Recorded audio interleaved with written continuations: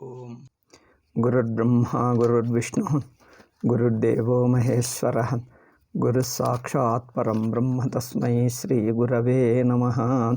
ಯೇನಾಕ್ಷರಸಮಾಮ್ನಾಯಂ ಅಧಿಗಮ್ಯ ಮಹೇಶ್ವರಾತ್ ಕೃಷ್ಣಂ ವ್ಯಾಕರಣಂ ಪ್ರೋಕ್ತಂ ತಸ್ಮೈ ಪಾಣಿನಯೇ ನಮಃ. ನತ್ವಾ ಸರಸ್ವತೀಂ ದೇವೀಂ ಶುದ್ಧಾಂ ಗುಣ್ಯಾಂ ಕರೋಮ್ಯಹಂ ಪಾಣಿನೀಯ ಪ್ರವೇಶಾಯ ಲಘು ಸಿದ್ಧಾಂತ ಕೌಮುದೀಂ. ಆಯಿತಾ?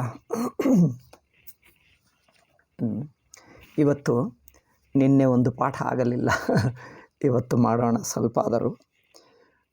ಅಚ್ಸಂಧಿ ಪ್ರಕರಣದಲ್ಲಿ ಲಘು ಸಿದ್ಧಾಂತ ಕೌಮುದಿಯಲ್ಲಿ ಎರಡನೆಯದು ಅಚ್ಸಂಧಿ ಪ್ರಕರಣ ಹೇಳುತ್ತಾ ಇದ್ದೇವೆ. ಈ ಎರಡನೆಯ ಅಚ್ಸಂಧಿ ಪ್ರಕರಣದಲ್ಲಿ ಮೊದಲು ಯಣಾದೇಶ ಸಂಧಿ ಇಕೋ ಯಣಚಿ ಸೂತ್ರ ಕಲಿತುಕೊಂಡಿದ್ದೇವೆ. ಅದಾದ ನಂತರ ಏಚೋಯವಾಯಾವಹ ಅಯವಾಯಾವ ಸಂಧಿ ಹೇಳ್ತೀವಿ. ಏಚೋಯವಾಯಾವಹ ಎಂಬ ಸೂತ್ರ, ಅದರ ಸ್ವಲ್ಪ ಅಪವಾದ ಅದು ಕಲಿತುಕೊಂಡಿದ್ದೇವೆ. ಈಗ ಗುಣಸಂಧಿ ಕಲಿಯಬೇಕು. ಗುಣಸಂಧಿ, ಹೆಸರು ಗುಣಸಂಧಿ. ಗುಣ ಅಂದರೆ ಏನು ಮೊದಲು ತಿಳಿಯಬೇಕು. ಗುಣ ಎನ್ನುವುದು ಪಾಣಿನಿ ಕೊಟ್ಟಿರುವಂಥ ಒಂದು ವಿಶೇಷ ಹೆಸರು, ವಿಶೇಷ ಸಂಜ್ಞಾ. ಸಂಜ್ಞಾ ಅಂದರೆ ಹೆಸರು. ಪಾಣಿನಿ ಸ್ವಯಂ ಕೊಟ್ಟಿರುವ ಒಂದು ವಿಶೇಷ ಹೆಸರಿಗೆ ಗುಣ ಎಂದು ಹೇಳಿದ್ದೀವಿ. ಗುಣ ಅಂದರೆ ಏನು? ಅದಕ್ಕೆ ಒಂದು ಸೂತ್ರ ಓದ್ತೀನಿ ನೋಡಿ. ಅದೇಂಗುಣ. ಇದು ಎರಡನೆಯ ಸೂತ್ರ. ಅಷ್ಟಾಧ್ಯಾಯಿ ಪೂರ್ತಿ ಗ್ರಂಥಕ್ಕೆ ಪ್ರಾರಂಭದಲ್ಲಿ ಬಂದಿರುವ ಎರಡನೆಯ ಸೂತ್ರ. ಏನು ಹೇಳ್ತಾರೆ? ವೃದ್ಧಿರೇಚಿ ಮೊದಲನೇ ಸೂತ್ರ ಏನಂತಾರೆ? ವೃದ್ಧಿರೇಚಿ ವೃದ್ಧಿರಾದೈಚ್ ಎನ್ನುವುದು ಮೊದಲನೇ ಸೂತ್ರ. ಅದೇಂಗುಣ ಎರಡನೇ ಸೂತ್ರ.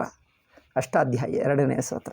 ಸೊ ಈ ಸೂತ್ರ ಗುಣ ಅಂದರೆ ಏನು, ಗುಣ ಎಂಬ ಸಂಜ್ಞಾ ಯಾವುದಕ್ಕೆ ಕೊಟ್ಟಿದ್ದೇವೆ, ಗುಣ ಎಂಬ ಹೆಸರು ಯಾರಿಗೆ ಎನ್ನುವುದು ಹೇಳ್ತಾ ಇದೆ.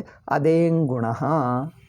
ಇದನ್ನು ಬಿಡಿಸಿದ್ದರೆ ಅತ್ ಏಂಗ್ ಪದಚ್ಛೇದ ಮಾಡಬೇಕು. ಅತ್ ಏಂಗ್ ಗುಣ.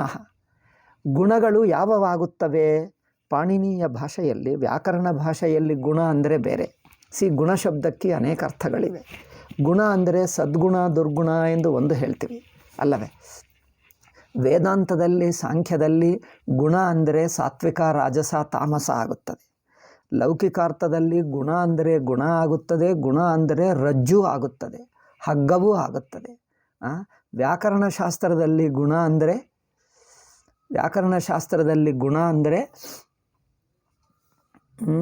ಈಗ ಈಗ ಈಗ ಹೇಳಿದ್ದು ಅದೇಂಗ್ ಗುಣ. ಮತ್ತು ಗಣಿತಶಾಸ್ತ್ರದಲ್ಲಿ ಗುಣ ಅಂದರೆ ಗುಣಾಕಾರ, ಮಲ್ಟಿಪ್ಲಿಕೇಶನ್ಗೆ ಗುಣಾಕಾರ ಹೇಳ್ತೀವಿ. ಗುಣ ಅಂದರೆ ಗುಣಿಸುವುದು, ಅದು ಮಾಡಿಸುವುದು. ಹಾಗೆ ಒಂದೇ ಶಬ್ದಕ್ಕೆ ಆಯಾ ಶಾಸ್ತ್ರದಲ್ಲಿ ಅನೇಕ ಬೇರೆ ಬೇರೆ ಅರ್ಥಗಳಿರುತ್ತವೆ. ಆದ್ದರಿಂದ ಇಲ್ಲಿ ವ್ಯಾಕರಣಶಾಸ್ತ್ರದಲ್ಲಿ ಗುಣ ಅಂದರೆ ಅತ್ ಏಂಗ್. ಅತ್ ಅಂದರೆ ಆ, ಅತ್ತಕ್ಕೆ ಅವರು ಒಂದು ತಕಾರ ಹೇಳಿದ್ದಾರೆ.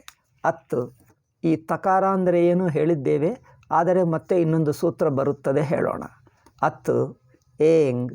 ಏಂಗ್ ಎನ್ನುವುದು ಪ್ರತ್ಯಾಹಾರ. ಏಂಗ್ ಎನ್ನುವುದು ಪ್ರತ್ಯಾಹಾರ. ಪ್ರತ್ಯಾಹಾರದಲ್ಲಿ ಏನೇನು ಬರುತ್ತವೆ? ಎ ಓ, ಇಲ್ಲಿ ಬರೆದಿದ್ದೆ ನೋಡಿ. A O. ಈ ಎ ಓ ಎಂದು ಎರಡು ಅಕ್ಷರಗಳನ್ನು ಬರೆದೆ ನಾನು. ಸೊ ಅತ್ ಏಂಗ್. ಅಕಾರ ಇದೆ, ಅತ್ ಎ ಓಂ అంటే ಅಕಾರವೂ ಗುಣ ಆಗುತ್ತದೆ, ಎ ಗುಣ ಆಗುತ್ತದೆ, ಓ ಗುಣ ಆಗುತ್ತದೆ. ಈ ಮೂರು ಅಕ್ಷರಗಳನ್ನು ಗುಣ ಎಂದು ಹೇಳಿದ್ದಾರೆ. ಓಕೆ, ಇಲ್ಲಿ ಇದು ಅದೇಂಗ್ ಗುಣ ಎಂದು ಸೂತ್ರ. ಅದಕ್ಕೆ ವೃತ್ತಿ ಏನು ಹೇಳಿದ್ದಾರೆ? ಅತ್ ಏಂಚ ಗುಣಸಂಜ್ಞ ಸ್ಯಾತ್. ವೃತ್ತಿ ಇದೆ ನೋಡಿ, ವೃತ್ತಿ ಓದ್ತಾ ಇದ್ದೀನಿ. ಅತ್ ಏಂಚ, ಈ ಮೂರು ಅಕ್ಷರಗಳು ಗುಣ ಹೇಳಲ್ಪಡು. ಒಂದೊಂದು ಅಕ್ಷರ, ಮೂರಿನಲ್ಲಿರುವ ಒಂದೊಂದು ಅಕ್ಷರವು ಗುಣ ಎಂದು ಹೇಳಲ್ಪಡುತ್ತದೆ. ಆಯಿತು. ಈಗ ಅತ್ತಿನಲ್ಲಿ ತಕಾರ ಏಕೆ ಹೇಳಿದ್ದೇವೆ? ಒಂದು ಬಗೆಯಾಗಿ ನಿನ್ನೆಯ ಪಾಠದಲ್ಲಿ ನಾನು ಹೇಳಿದ್ದೇನೆ, ಆದರೂ ಮತ್ತೊಂದು ಸಲ ಪಾಣಿನಿ ಬಾಯಿದಿಂದಲೇ ಕೇಳೋಣ. ಈ ತಕಾರ ಏಕೆ ಬಂದಿದೆ? ಇನ್ನೊಂದು ಮುಂದಿನ ಸೂತ್ರ ಬರುತ್ತದೆ. ತಪರಸ್ತತ್ಕಾಲಸ್ಯ. ತಪರಹ, ಪರಹ ಅಂದರೆ ಅನಂತರ ಬಂದಿದೆ. ತಪರಹ ತಪರಃ ಅಂದರೆ ಯಾವ ಅಕ್ಷರಕ್ಕೆ ತಕಾರವು ಪರವಾಗಿ ಬರುತ್ತದೋ, ಪರ ಅಂತೆ ನಂತರ. ಸೊ ತಪರಃ, ಈ ತಪರ ಯಾರು? ಅಕಾರವು ತಪರವಾಯಿತು. ಅಕಾರಕ್ಕೆ ತಕಾರವು ಪರವಾಗಿದ್ದರೆ ತಪರ ಹೇಳ್ತೀವಿ ಅಲ್ಲವೇ? ತಕಾರವು ಅಕಾರಕ್ಕೆ ಪರವಾಗಿದ್ದರೆ ತಪರ ಹೇಳ್ತೀವಿ. ಸೊ ತಪರಃ, ತಪರಃ ಅಕ್ಷರ ಯಾವುದು?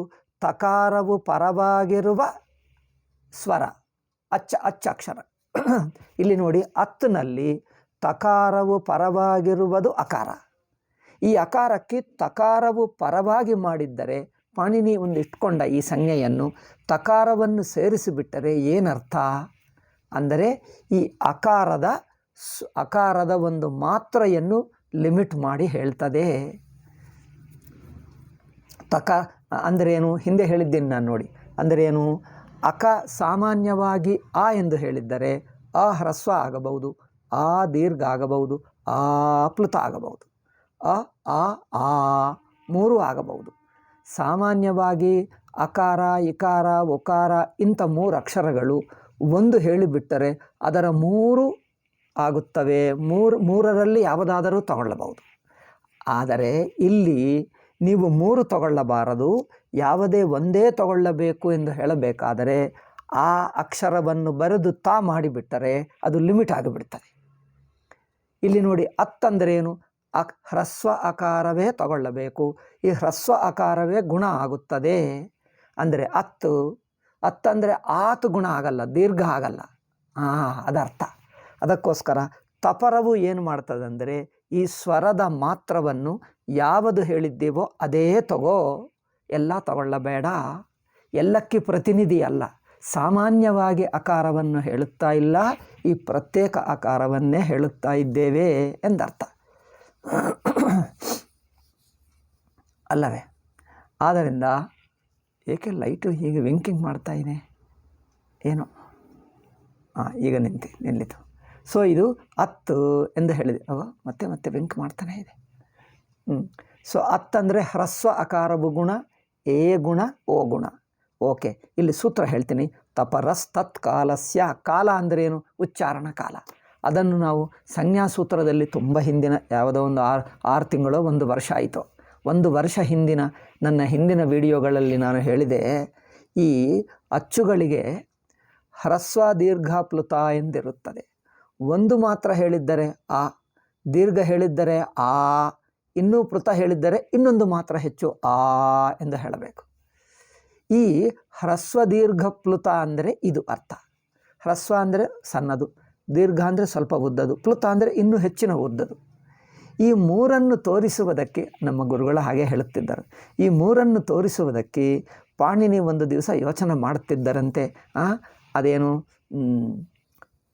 ಊಕಾಲೋಚ್ಛಸ್ವ ದೀರ್ಘಪ್ಲುತಃ.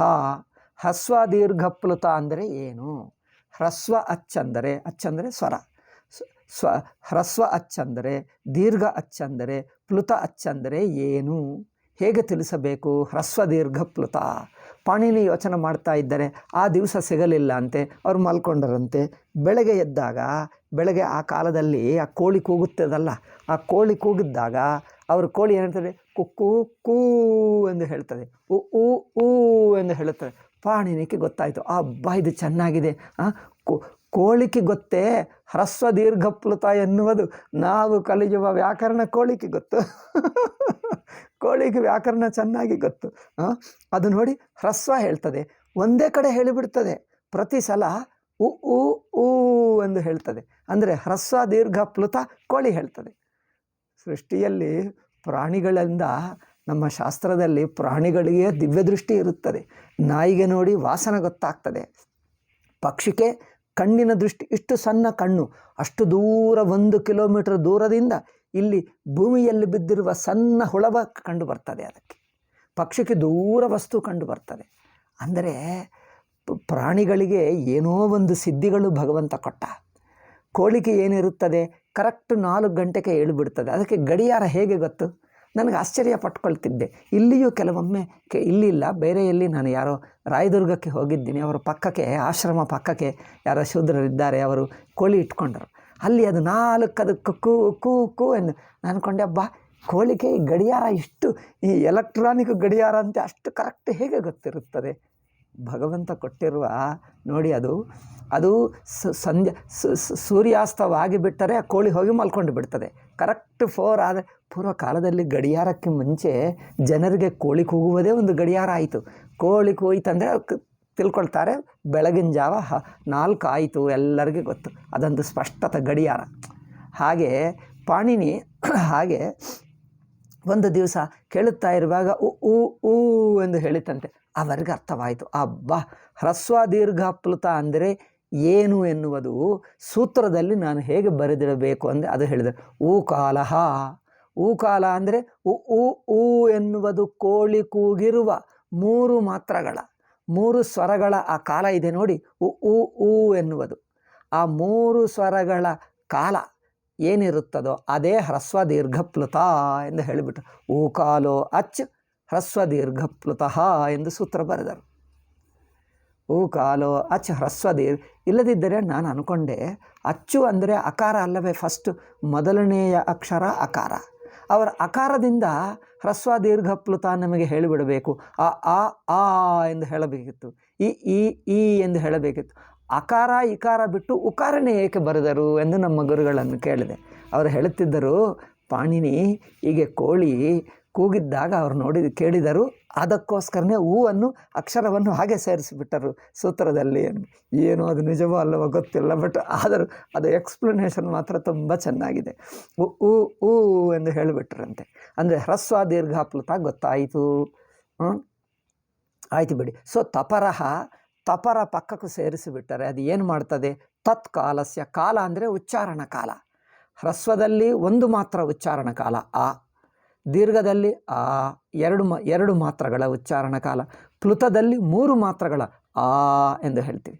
ಅಂದರೆ ಆ ಉಚ್ಚಾರಣ ಕಾಲ, ತತ್ಕಾಲ ಅಂದರೆ ಏನು? ಉಚ್ಚಾರಣ ಕಾಲ ಅಂದರೆ 1 ಮಾತ್ರ ಉಚ್ಚಾರಣ ಕಾಲವ, 1 ಯೂನಿಟ್, 2 ಮಾತ್ರದ ಉಚ್ಚಾರಣ ಕಾಲವ, 3 ಮಾತ್ರದ ಉಚ್ಚಾರಣ ಕಾಲವ ನೋಡಬೇಕು. ಆ ಹಾಗೆ ಇಲ್ಲಿ ಈ 3ರಲ್ಲಿ ತಾ ಸೇರಿಸಿಬಿಟ್ಟರೆ, 1 ಉಚ್ಚಾರಣ ಮಾಡಿ ತಾ ಸೇರಿಸಿಬಿಟ್ಟರೆ ಆ ಅಕ್ಷರ ಅದೇ ಉಚ್ಚಾರಣ ಕಾಲ. ಹ್ರಸ್ವವೋ ದೀರ್ಘವೋ ಪ್ಲುತವೋ ಯಾವುದಿದೆಯೋ ಅದೇ, ಇನ್ನೊಂದು ತಗೊಳ್ಳಬಾರದು ಅಂದರ್ಥ. ಅದಕ್ಕೋಸ್ಕರ ಈ ಸೂತ್ರ ಏನು ಹೇಳ್ತದೆ? ತಪರಸ್ತತ್ಕಾಲಸ್ಯ. ಆಯಿತಾ? ತಪರಸ್ತತ್ಕಾಲಸ್ಯ ಹೇಳುತ್ತಾ ಇದೆ. ಇದಕ್ಕೆ ವೃತ್ತಿ ನೋಡೋಣ. ತತ್ಪರಃ ಯಸ್ಮಾತ್ ಸಚ ತಾತ್ಪರಶ್ಚ. ಇಲ್ಲಿ 2 ಹೇಳಿದ್ದಾರೆ. ತಕಾರ ನಂತರ ಇರಲಿ, ತಕಾರವು ಹಿಂದೆ ಇರಲಿ, ಹಿಂದೆ ಇರಲಿ ಮುಂದೆ ಇರಲಿ. ಅದು ಹಿಂದೆ ಮುಂದಕ್ಕೆ ಉದಾಹರಣೆಗಳು ಕೊಟ್ಟಿಲ್ಲ, ಅದರಿಂದ ಅದು ನಾನು ಹೇಳಂದು ಹುಡುಕಬೇಕಾಗ್ತದೆ. ಮತ್ತು ಇಲ್ಲಿ ನಾವು ತಕಾರವು ಮುಂದೆ ಇದ್ದರೆ ಹೇಳಿದ್ದೀವಿ, ಹಿಂದೆನೂ ಆಗುತ್ತದೆ. ಎಲ್ಲ ಕಡೆ ಆಗಲ್ಲ, ಕೆಲವೇ ಕಡೆ ತಕಾರವು ಹಿಂದೆ ಇದ್ದರೂ ಹೊಂದುತ್ತದೆ. ಅದಕ್ಕೆ ಉದಾಹರಣೆ ಮುಂದೆ ಬಂದಾಗ ನಾನು ನೆನಪಿಸ್ತೀನಿ. ಆವಾಗ ಇದು ನೋಡಿ ತಪರ ಹೀಗಿದೆ ಎಂದು. ಈಗ ಮಾತ್ರ ಬಿಡಿ. ಸೊ ತಕಾರವು ಮುಂದೆ ಇರುವಾಗ ಈ ಅಕಾರವು ಹ್ರಸ್ವ ಅಂದರೆ ಹ್ರಸ್ವವೇ ಗುಣ ಆಗುತ್ತದೆ. ಸೊ ತಪರಃ, 1 ನಿಮಿಷದ ಓದ್ತೀನಿ. ತಪರಃ ಯಸ್ಮಾತ್ ಸಚ ತಾತ್ಪರಃ. ಈ 2 ಏನಾಗ್ತದೆ? ಚ ಪರಶ್ಚ ಅಚ್ ಉಚ್ಚಾರ್ಯಮಾಣ ಸಮಕಾಲಸ್ಯೈವ ಸಂಜ್ಞಾ ಭವತಿ. ಆ ಕಾಲ ಅಕಾರ ಬರೆದು ಹ್ರಸ್ವ ಅಕಾರ ಬರೆದು ತಾ ಬರೆದರೆ ಅದು ಹ್ರಸ್ವ ಅಕಾರವೇ ಗುಣ, ಇನ್ನೊಂದಲ್ಲ ಎಂದರ್ಥ. ಹಾಗೆ ಓಕೆ. ಈಗ ನೋಡಿ ಈ 2 ಸೂತ್ರಗಳಲ್ಲಿ ಅದೇಂಗುಣ ತಪರಸ್ತತ್ಕಾಲಸ್ಯ, ಈ 2 ಸೂತ್ರಗಳನ್ನು ನಾವು ಕಲಿತುಕೊಂಡಿದ್ದೇವೆ. ಇಲ್ಲಿ ಒಂದು ಪಾಣಿನಿ ಲಘು ಕೌಮುದಿಯಲ್ಲಿ ನೋಡಿ ವಿಚಿತ್ರ. ಪಾಣಿನಿ ತನ್ನ ಅಷ್ಟಾಧ್ಯಾಯಿಯಲ್ಲಿ ಸೂತ್ರಗಳು ಅನೇಕ ಬಗೆಯಾದ ಸೂತ್ರಗಳನ್ನು ಬರೆದ. ಸೂತ್ರಗಳಲ್ಲಿಯೂ 6 ಬಗೆ ಸೂತ್ರಗಳಿರುತ್ತವೆ. ಏನದು? ಸಂಜ್ಞಾಚ ಪರಿಭಾಷಾಚ ವಿಧಿರ್ನಿಯಮಯೇವಚ ಅತಿದೇಶೋಧಿಕಾರಶ್ಚ ಷಡ್ವಿಧಂ ಸೂತ್ರಲಕ್ಷಣಂ ಎಂದು ಒಂದು ಶ್ಲೋಕ ಇದೆ. ವೈಯಾಕರಣರಲ್ಲಿ ಪ್ರಸಿದ್ಧವಾಗಿರುವ ಶ್ಲೋಕ. 6 ಬಗೆಯಾದ ಸೂತ್ರಗಳಿರುತ್ತವೆ. ಪಾಣಿನಿ ಬರೆದಿರುವ ಅಷ್ಟಾಧ್ಯಾಯಿಯಲ್ಲಿ ಒಂದು ಏನದು? ಸಂಜ್ಞಾಸೂತ್ರ. ಸಂಜ್ಞಾಸೂತ್ರ ಏನು ಹೇಳ್ತದೆ? ಕೆಲವು ಹೆಸರುಗಳನ್ನು ಹೇಳ್ತದೆ. ಗುಣ ಅಂದರೆ ಏನು, ವೃದ್ಧಿ ಅಂದರೆ ಏನು, ಹೀಗೆ ಕೆಲವು ಹೆಸರು. ಏನದು? ಸಂಯೋಗ ಅಂದರೆ ಏನು, ಪದ ಅಂದರೆ ಏನು, ಹಾಗೆ ಕೆಲವು ಪದಗಳನ್ನು ಮತ್ತೆ ಮತ್ತೆ ಅದೆಲ್ಲ ಮಾಡುವಕ್ಕಿಂತ ಒಂದು ಕೆಲವು ಅಕ್ಷರಗಳಿಗೆ ಒಂದು ಹೆಸರು ಕೊಟ್ಟರು. ಹೆಸರು ಕೊಟ್ಟು ಆ ಹೆಸರನ್ನು ಬಳಸ್ತಾ ಇರುತ್ತಾರೆ ಪಾಣಿನಿ. ಈಗ ಮತ್ತೆ ಮತ್ತೆ ಹೇಳಬೇಕಾಗಿಲ್ಲ. ಸಂಜ್ಞೆಗಳು ಅಂದರೆ ಒಂದು ಪಾರಿಭಾಷಿಕ ಹೆಸರು, ಎ ಟೆಕ್ನಿಕಲ್ ನೇಮ್, ಅಥವಾ ಒಂದು ಸಿಂಬಲ್ ಎಂದೇ ಹೇಳಬಹುದು. ಸಿಂಬಲ್ ಆಗಬಹುದು ಅಥವಾ ಒಂದು ಹೆಸರು ಹೇಳಬಹುದು. ಸೊ ಕೆಲವು ಸಂಜ್ಞಾಸೂತ್ರಗಳು ಇಲ್ಲಿ ನೋಡಿ. ಅದೇಂಗುಣ ಒಂದು ಸಂಜ್ಞಾಸೂತ್ರ. ಹಿಂದೆನೂ ಬಂತಲ್ಲ ಅದೇನು ಪರಸ್ಸನ್ನಿಕರ್ಷ ಸಂಹಿತ, ಸಂಹಿತ ಎಂದು ಇನ್ನೊಂದು ಹೆಸರು, ಸವರ್ಣ ಎಂದು ಇನ್ನೊಂದು ಹೆಸರು, ಹೀಗೆ ಪದಂ ಅಂದರೆ ಇನ್ನೊಂದು ಹೆಸರು. ಹೀಗೆ ಆ ಹೆಸರುಗಳನ್ನು ತಾನೇ ಡಿಫೈನ್ ಮಾಡ್ತಾನೆ, ತಾನೇ ಲಕ್ಷಣ ಹೇಳ್ತಾನೆ. ಸೊ ಇಲ್ಲಿ ಅದೇಂಗುಣ ಎನ್ನುವುದು ಸಂಜ್ಞಾಸೂತ್ರ. ತಪರಸ್ತತ್ಕಾಲಸ್ಯ ಎನ್ನುವುದು ಇದು ಒಂದು ಪರಿಭಾಷಾ. ತಪರ ಬಂದರೆ ಅದು ಯಾವುದಕ್ಕೆ ಹೇಳ್ತದೆ ಎನ್ನುವುದು ಅದು ಒಂದು ಪರಿಭಾಷಾ. ಹೀಗೆ ತಸ್ಮಿನ್ನಿತಿ ನಿರ್ದಿಷ್ಟೇ ಪೂರ್ವಸ್ಯ ಎಲ್ಲಿ ಹೇಳಿದ್ದೀವಿ? ಇಕೋ ಎಣಚಿ ಸೂತ್ರ ನಂತರ ಬಂದಿರುವ ಸೂತ್ರ ಏನು? ತಸ್ಮಿನ್ನಿತಿ ನಿರ್ದಿಷ್ಟೇ ಪೂರ್ವಸ್ಯ ಷಷ್ಠಿ ಸ್ಥಾನೇ ಯೋಗ. ಹೀಗೆ ಹೇಳಿದ್ದೀವಿ ನೋಡಿ. ಇವುಗಳು ಪರಿಭಾಷಾ ಸೂತ್ರಗಳು. ಒಂದು ಬಗೆಯ ಸೂತ್ರಗಳು ಸಂಜ್ಞಾಸೂತ್ರ, ಎರಡನೆಯದು ಪರಿಭಾಷಾ ಸೂತ್ರ. ಸಂಜ್ಞಾಚ ಪರಿಭಾಷಾಚ ವಿಧಿ, ವಿಧಿಸೂತ್ರ. ಇದು ನಿಯಮ ಮಾಡ್ತದೆ. ಏನದು ವಿಧಿ ಅಂದರೆ ನೋಡಿದು ಇಕೋ ಎಣಚಿ, ಅದು ವಿಧಿಸುತ್ತದೆ. ಅಂದರೆ ಇಕ್ಕು ಸ್ಥಾನದಲ್ಲಿ ಅಚ್ಚು ಪರವಾದರೆ ಎಣ್ ಬರಬೇಕು. ಇದು ವಿಧಿ ನಿಯಮ, ಇದು ವಿಧಿಸೂತ್ರ. ನಿಯಮ ಅಂದರೆ ಹಿಂದೆ ಬಂದಿದ್ದನ್ನೇ ಹೌದು ಹೀಗೆ ಇರುತ್ತದೆ ಎಂದು ಹೇಳುವುದು ಒಂದು ನಿಯಮ. ಆ ವಿಧಿ ಅಂದರೆ ವಿಧಿ. ಅತಿದೇಶ ಅಂದರೆ ಏನಂದರೆ ಒಂದು ಕಡೆ ಹೇಳಿದ ನಿಯಮವನ್ನು ಬೇರೆ ಸಂದರ್ಭಕ್ಕೆ ಅನ್ವಯಿಸುವಂತೆ ಮಾಡುವುದು. ಎಕ್ಸ್ಟೆಂಡಿಂಗ್ ಸೂತ್ರ ಅದೇನು? ಅತಿದೇಶ ಸೂತ್ರ.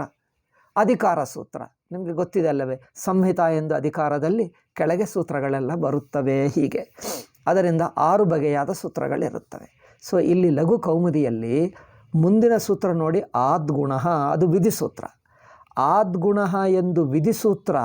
ಯಾವಾಗ ವಿಧಿಸೂತ್ರ ಬರುತ್ತದೋ ಲಘು ಒಂದು ಕ್ರಮ ಇಟ್ಕೊಂಡ. ಲಘು ಮಾಡಿದವರು ವರದರಾಜರು. ಅವರು ಸಿದ್ಧಾಂತ ಕೌಮುದಿ ತನ್ನ ಗುರುಗಳಾದ ಯಾರು ಭಟ್ಟೋಜಿ ದೀಕ್ಷಿತರಿಂದಲೇ ಕಲಿತುಕೊಂಡರು ಈ ಪದ್ಧತಿ. ಏನಂದರೆ ಒಂದು ಸಂಜ್ಞಾಸೂತ್ರ ಹೇಳಬೇಕಾದರೆ ವಿಧಿಸೂತ್ರಕ್ಕೆ ಮುಂಚೆ ಹೇಳ್ತಾನೆ, ಅಂದರೆ ಹಿಂದೆ ಹೇಳ್ತಾನೆ. ವಿಧಿಸೂತ್ರಕ್ಕೆ ಮುಂಚೆ ಸಂಜ್ಞಾಸೂತ್ರ ಹೇಳಿ ಪರಿಭಾಷಾ ಸೂತ್ರಗಳು ವಿಧಿಸೂತ್ರದ ನಂತರ ಹೇಳ್ತಾನೆ. ನೋಡಿ, ಇಕೋ ಎಣಚಿ ನಂತರ ತಸ್ಮಿನ್ನಿತಿ ನಿರ್ದಿಷ್ಟೇ ಪೂರ್ವಸ್ಯ ಎಂಬ ಸ್ಥಾನೇ ಅಂತರತಮಃ, ಈ 2 ಪರಿಭಾಷಾ ಸೂತ್ರಗಳು. ಇಕೋ ಎಣಚಿ ಹೇಳಿದ ನಂತರ, ಇಕೋ ಎಣಚಿ ಎನ್ನುವುದು ವಿಧಿಸೂತ್ರ. ಅದು ಹೇಳಿದ ನಂತರ ಪರಿಭಾಷಾ ಸೂತ್ರಗಳು ಹೇಳಿದ. ಇಲ್ಲಿ ನೋಡಿ ಸಂಜ್ಞಾಸೂತ್ರಗಳು ಬಂದಿವೆ. ಅದೇಂಗುಣ ತಪರಸ್ತತ್ಕಾಲಸ್ಯ. ಈ ಸಂಜ್ಞಾಸೂತ್ರಗಳು ಮುಂದೆ ಬರಲಿರುವ ಆದ್ಗುಣ ಈಗ ಓದ್ತೀವಿ ನಾವು ನೆಕ್ಸ್ಟು. ಈ ಓದುವ ಆದ್ಗುಣ ಸೂತ್ರಕ್ಕಿಂತ ಮುಂಚೆನೇ ಸಂಜ್ಞಾಸೂತ್ರ. ಅಂದರೆ ವಿಧಿಸೂತ್ರಕ್ಕೆ ಮುಂಚೆ ಸಂಜ್ಞಾಸೂತ್ರಗಳು, ನಂತರ ಪರಿಭಾಷಾ ಸೂತ್ರಗಳು. ಈ ಕ್ರಮವನ್ನೇ ಅನುಸರಿಸ್ತಾ ಹೋಗ್ತಾರೆ. ಯಾರು? ನಮ್ಮ ಲಘು ಕೌಮುದಿಕಾರರು, ವರದರಾಜರು. ಈಗ ಇಷ್ಟೊತ್ತು ನಾವು 2 ಸಂಜ್ಞಾಸೂತ್ರಗಳನ್ನು ಕಲಿತುಕೊಂಡಿದ್ದೇವೆ. ಈ ಸಂಜ್ಞಾಸೂತ್ರಗಳನ್ನು ಇಲ್ಲಿ ಬಳಸುತ್ತಾರೆ. ಎಲ್ಲಿ?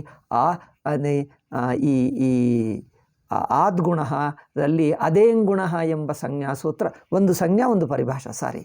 ಸೊ ಈ ಆದ್ಗುಣದಲ್ಲಿ ಈ ಅದೇಂಗುಣ ಎಂದು ಸೂತ್ರದಿಂದ ಹೇಳಿರುವ ಗುಣ ಅಂದರೆ ಏನು ಎಂದು ಹೇಳಿ ಆ ಗುಣ ಶಬ್ದವನ್ನು ಇಲ್ಲಿ ಬಳಸ್ತಾರೆ. ನೋಡಿ, ಆದ್ಗುಣ.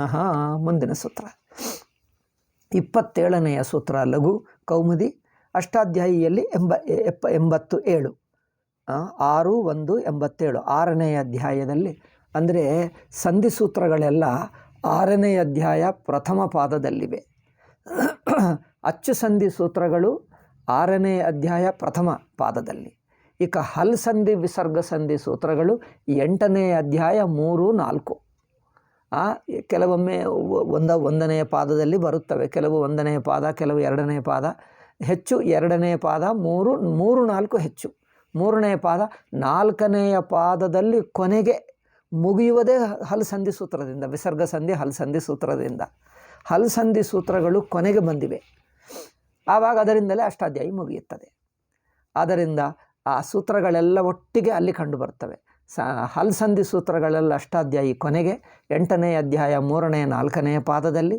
ಅಚ್ಸಂಧಿ ಸೂತ್ರಗಳು 6ನೇ ಅಧ್ಯಾಯ ಪ್ರಥಮ ಪಾದದಲ್ಲಿ ಕಂಡುಬರ್ತವೆ ಅಲ್ಲವೇ. ಸಂಹಿತಾಯಾಮ್ ಎಂದು ಅಧಿಕಾರ ಸೂತ್ರ ಹೇಳ್ಕೊಡ್ತಾರೆ. ಈಗ ಸಂಧಿ ಪ್ರಕರಣ ಸಂಹಿತಾಯಾಮ್ ಎಂದು ಹೇಳಿ ಅದರ ಕೆಳಗೆ ಎಲ್ಲ ಸಂಧಿ ಸೂತ್ರಗಳು ಹೇಳ್ತಾರೆ. ಅಷ್ಟಾಧ್ಯಾಯಿ ಸ್ವಲ್ಪ ಪರಿಚಯ ಆಗಬೇಕು. ಅಷ್ಟಾಧ್ಯಾಯಿ ಪಕ್ಕಕ್ಕೆ ಇಟ್ಕೊಂಡರೆ ಬೆಟರ್, ಇಟ್ಕೊಂಡರೆ ಒಳ್ಳೆಯದು. ಈ ಲಘು ಇನ್ನೂ ಸ್ವಲ್ಪ ಚೆನ್ನಾಗಿ ಅರ್ಥವಾಗ್ತದೆ. ಇಲ್ಲದಿದ್ದರೂ ಪರವಾಗಿಲ್ಲ, ಈಗ ನಾನು ನೆನಪಿಸ್ತಾ ಇದ್ದೀನಿ, ಬಟ್ ಇದ್ದರೆ ಚೆನ್ನಾಗಿ ಅರ್ಥವಾಗ್ತದೆ. ಆಯಿತು. ಈಗ ಆದ್ಗುಣ ನೋಡಿ. ಆದ್ಗುಣ ಸೂತ್ರ ಪದಚ್ಛೇದ ಮಾಡಿದ್ದರೆ ಆತ್ ಗುಣ. ಗುಣ ಎಂಬುದು ಈಗಲೇ ಹೇಳಿದ್ದೀವಲ್ಲ, ಅದೊಂದು ಸಂಜ್ಞಾ. ಆ ಸಂಜ್ಞಕ್ಕೇನರ್ಥ? ಅತೇಂಗ್ ಗುಣ, ಅದ್ ಏಂಗ್ ಗುಣ, ಅತ್ತು ಏಂಗ್ ಎ ಓ ಈ 3 ಅಕ್ಷರಗಳು ಗುಣ ಎಂದು ಹೇಳಲ್ಪಡುತ್ತವೆ. ಅಕಾರವೂ ಗುಣ. ಈಗ ಈ ತಕಾರ ತೆಗೆದು ಬಿಡ್ತೀನಿ, ಈಗ ತಾ ಬೇಡವಲ್ಲ, ಈ ತಪರ ತೆಗೆದು ಬಿಡ್ತೀನಿ. ಸೊ ಆ ಗುಣ, ಎ ಗುಣ, ಓ ಗುಣ, ಈ 3 ಅಕ್ಷರಗಳು ಗುಣ. ಈ 3 ಅಕ್ಷರಗಳು ಗುಣ. ಇದು ಪ್ರಥಮ ವಿಭಕ್ತಿ ಇದೆ. ಆತ್ ಎನ್ನುವುದು ಯಾವುದು? ಆತಂದ್ರೆ ಏನು? ಆತಂದರೆ ಇದು ತಪರ ಅಲ್ಲ, ಇದು ಅಕಾರದ ಪಂಚಮಿ ವಿಭಕ್ತಿ. ಅವರ್ನಾಥ್ ಎಂದರ್ಥ. ವೃತ್ತಿ ನೋಡು, ಅವರ್ನಾಥ್ ಎಂದು ಹೇಳಿದ್ದಾರೆ ವೃತ್ತಿಯಲ್ಲಿ. ಅಕಾರವೆಂಬ ಅಕ್ಷರಕ್ಕೆ, ಅಕ್ಷರ ನಂತರ ಪಂಚಮಿ ವಿಭಕ್ತಿ. ಅಕಾರಕ್ಕೆ ಪಂಚಮಿ ವಿಭಕ್ತಿ ಕರ್ತವೇನು? ತಸ್ಮಾದಿತ್ಯುತ್ತರಸ್ಯ ಎಂದು ಪರಿಭಾಷಾ ಸೂತ್ರ ಇದೆ. ಸೂತ್ರ ಹೇಳಿದ್ದಾರ? ಮತ್ತೆ ಬರುತ್ತದೆ ಅನಿಸುತ್ತದೆ. ಅದು ಕೆಲವೊಮ್ಮೆ ಸೂತ್ರಗಳು ಹಿಂದೆ ಮುಂದೆ ಆಯಿತು. ಬೇಕಾಗಿರುವಾಗ ಹೇಳಲ್ಲ, ಬೇರೆ ಕಡೆ ಹೇಳಿಬಿಡ್ತಾರೆ. ಏಕೆಂದರೆ ಪಾಣಿನಿಯ ಸಿಸ್ಟಮ್ ಗುರುಮುಖದಿಂದ ಇಲ್ಲದಿದ್ದರೆ ಓದೋಕ್ಕೆ ಆಗಲ್ಲ, ಅರ್ಥವೇ ಆಗಲ್ಲ. ಗುರುಗಳೇ ಹೇಳಬೇಕು. ಏಕೆಂದರೆ ಎಷ್ಟೋ ವಿಷಯಗಳು ಅಲ್ಲಿ ಹಿಂದೆ ಮುಂದೆ ಆಗಿಬಿಟ್ಟಿವೆ ಟಾಪಿಕ್ಸ್. ಅದರಿಂದ ಇದು ಪಂಚಮಿಗೆ ಅರ್ಥ ಏನಂದರೆ ಮೊದಲು ಅಕಾರ ಇದ್ದುಕೊಂಡು ಎಂದರ್ಥ. ಅಂದರೆ ಮುಂಚೆ ಹಿಂದೆ ಅಕಾರ ಇದ್ದುಕೊಂಡು ಅದೆಂದರ್ಥ. ಓಕೆ, ಈಗ ನಾವು ಹೇಳಿದ್ದೀವಿ ನೋಡಿ, ಯಾವುದೇ ಬೇಕಂದರೆ ಷಷ್ಠಿ ವಿಭಕ್ತಿ ಬೇಕು, ಸಪ್ತಮಿ ವಿಭಕ್ತಿ ಬೇಕು, ಪ್ರಥಮ ವಿಭಕ್ತಿ ಬೇಕು. 3 ಇದ್ದರೆ ಸೂತ್ರ ಪೂರ್ತಿ ಆಗ್ತದೆ. ಷಷ್ಠಿ ಅಂದರೆ ಈ ಸ್ಥಾನದಲ್ಲಿ, ಸಪ್ತಮಿ ಅಂದರೆ ಇದು ಪರವಾಗಿದ್ದರೆ, ಪ್ರಥಮ ವಿಭಕ್ತಿ ಅಂತ ಪದ ಇದ್ದರೆ ಇದು ಬರುತ್ತದೆ ಎಂದರ್ಥ. ಆದರೆ ಇಲ್ಲಿ ಆದ್ಗುಣದಲ್ಲಿ ಮೊದಲು ಷಷ್ಠಿ ವಿಭಕ್ತಿ ಏನು ಹೇಳಲಿಲ್ಲ, ಆತು ಪಂಚಮಿ ಹೇಳಿದ್ದಾರೆ, ಗುಣ ಪ್ರಥಮ ಹೇಳಿದ್ದಾರೆ, ಸಪ್ತಮಿ ಹೇಳಲಿಲ್ಲ. ಅಂದರೆ ಸಪ್ತಮಿ ವಿಭಕ್ತಿ ಅಂತ ಪದ ಬೇಕು, ಷಷ್ಠಿ ವಿಭಕ್ತಿ ಅಂತ ಪದ ಬೇಕು. ಈ 2 ಇಲ್ಲದಿದ್ದರೆ ಸೂತ್ರ ಅರ್ಥವೇ ಆಗಲ್ಲ. ಅದರಿಂದ ಸಪ್ತಮಿ ವಿಭಕ್ತಿ ಅಂತ ಪದ ಅಂದರೆ ಇದು ಪರವಾದರೆ ಎಂದು ಹೇಳ್ತದೆ. ಆ ಪರವಾದರೆ ಏನು ಪರವಾಗಬೇಕು ಅದಿಲ್ಲ. ಅದಕ್ಕೇನು ಮಾಡಬೇಕು? ಈ ಸೂತ್ರಕ್ಕೆ ಅಷ್ಟಾಧ್ಯಾಯಿ ನೋಡಿಕೊಂಡರೆ 6-1-87 ಸೂತ್ರ ಇದು. ಇದಕ್ಕಿಂತ ಹಿಂದಿನ ಸೂತ್ರ ಏನದು? 77 ಸೂತ್ರ ಇದೆ ನೋಡಿ. ಇಕೋ ಎಣಚಿ ಮೇಲೆ ಇದೆ. ಅದು ಇಕೋ ಎಣಚಿ ಸೂತ್ರ ಮೇಲೆ ಬರುತ್ತದೆ. ಏಚೋಯವಾಯಾವಹ ಅದರ ನಂತರ ಬರುತ್ತದೆ. ಆದ್ಗುಣ ಇನ್ನೂ ನಂತರ ಬರುತ್ತದೆ. ಆದ್ದರಿಂದ ಇಲ್ಲಿ ಪಾಣಿನಿಯ ಅಷ್ಟಾಧ್ಯಾಯಿ ಪದ್ಧತಿಯಲ್ಲಿ ಮೇಲಿನ ಸೂತ್ರದಿಂದ ಯಾವ ಸೂತ್ರ ಬೇಕಾಗ್ತದೋ ಅದು ಕೆಳಗೆ ಬಂದು ಬಿಡ್ತದೆ, ಅನಂತರ ಸೂತ್ರದಲ್ಲಿ ಬಂದು ಬಿಡುತ್ತದೆ.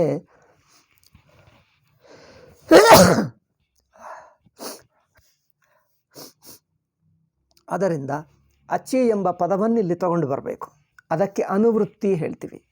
ಅನುವರ್ತನಂ ಅಂದರೆ ಬಾರೋಯಿಂಗ್, ಕಂಟಿನ್ಯೂಯಿಂಗ್ ಎಂದರ್ಥ. ಬಾರೋ A word from the previous ಸೂತ್ರ, ಹಿಂದಿನ ಸೂತ್ರದಿಂದ ಬೇಕಾಗಿರುವ ಪದ. ಇಲ್ಲಿ ಸಪ್ತಮಿ ವಿಭಕ್ತಿ ಅಂತ ಪದ ಇಲ್ಲವಲ್ಲ, ಹೇಳಿದ್ದೀನಿ ನನಗೆ 3 ಇರಬೇಕು. ಷಷ್ಠಿ ಇರಬೇಕು, ಸಪ್ತಮಿ ಇರಬೇಕು, ಪ್ರಥಮ ಇರಬೇಕು. ಇಲ್ಲಿ ಪ್ರಥಮ ಒಂದೇ ಇದೆ, ಷಷ್ಠಿ ಇಲ್ಲ, ಸಪ್ತಮಿ ಇಲ್ಲ. ಅದರಿಂದ ನಾವು ಷಷ್ಠಿ ತರಬೇಕು, ಸಪ್ತಮಿ ತರಬೇಕು. ಸಪ್ತಮ್ಯಂತ ಪದ, ಷಷ್ಠ್ಯಂತ ಪದ.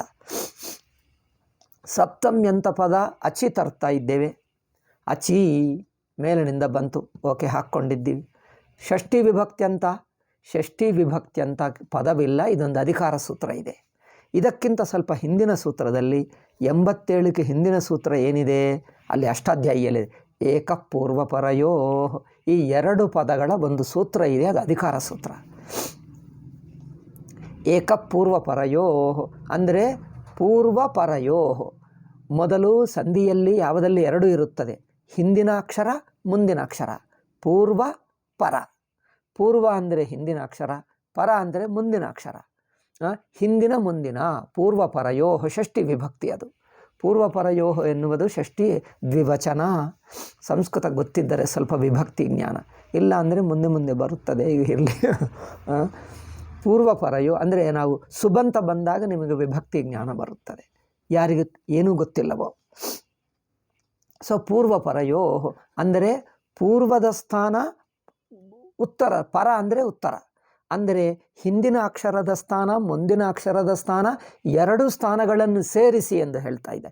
ಎರಡರ ಸ್ಥಾನದಲ್ಲಿ ಒಂದೇ. ಏಕಃ, ಏಕಃ ಪ್ರಥಮ ವಿಭಕ್ತಿ.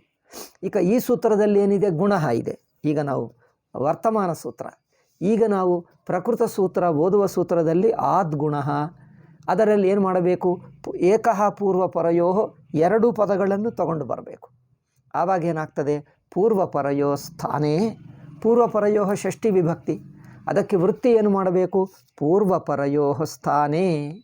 ಏಕಃ ಪದ ಇದೆ ಅಲ್ಲವೇ, ಏಕ ಏನು ಮಾಡಬೇಕು, ಗುಣಕ್ಕೆ ವಿಶೇಷಣ.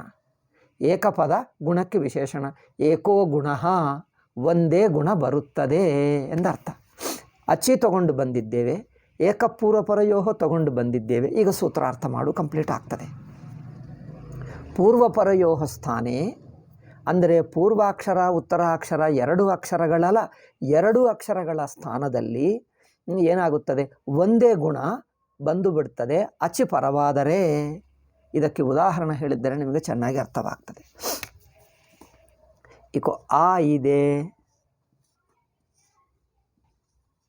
ಓಕೆ, ಕಂಡು ಬರುತ್ತದೆ. ಸ್ವಲ್ಪ ಇದು ತೆಗೆದು ಬಿಡ್ತೀನಿ, ನಿಮಗೆ ಚೆನ್ನಾಗಿ ಕಂಡು ಬರ್ತದೆ. ದಪ್ಪದು ಬರೀತೀನಿ. ಆ, ಓಕೆ. ನಂತರ ಈ, ಓಕೆ, ಕಂಡು ಬರ್ತಾ ಇದೆ. ಹಾಂ, ಸ್ವಲ್ಪ ತಿರುಗಿಸ್ತೀನಿ. ಈಗ ಕಂಡು ಬರ್ತದೆ. ಆ ಪ್ಲಸ್ ಇ, ಇದು ಪೂರ್ವಾಕ್ಷರ, ಇದು ಪರಾಕ್ಷರ. ಪೂರ್ವಪರಯೋ ಎರಡರ ಸ್ಥಾನದಲ್ಲಿ ಎಂದರ್ಥ. ಇನ್ನೊಂದಿನ್ನು ಹೇಳಿದ್ದರು ಮೊದಲು, ಈ ಸೂತ್ರದಲ್ಲಿ ಬಂದಿರುವ ಅಕಾರ ಇದೆ ನೋಡಿ, ಆತ್ ಎಂದಿದೆ. ಆತ್ ಅಂದ್ರೇನು, ಅವರ್ನಾಥ್, ಅದು ಪಂಚಮಿ ವಿಭಕ್ತಿ. ಅಂದರೆ ಅಕಾರಕ್ಕೆ ನಂತರ ಎಂದರ್ಥ, ಅಕಾರಕ್ಕೆ ಎಂದರ್ಥ. ಪಂಚಮಿ ಅಂದರೇನು, ಅಕಾರಕ್ಕೆ, ತಸ್ಮಾದಿತ್ಯುತ್ತರಸ್ಯ.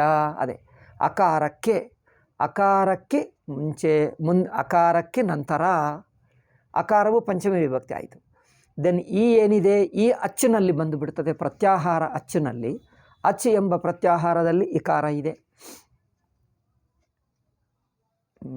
ಏಕೆಂದರೆ ಅಚಿ ಎಂದು ವೃತ್ತಿಯನ್ನು ಅನುವೃತ್ತಿ ಮಾಡಿದ್ದೀವಲ್ಲ.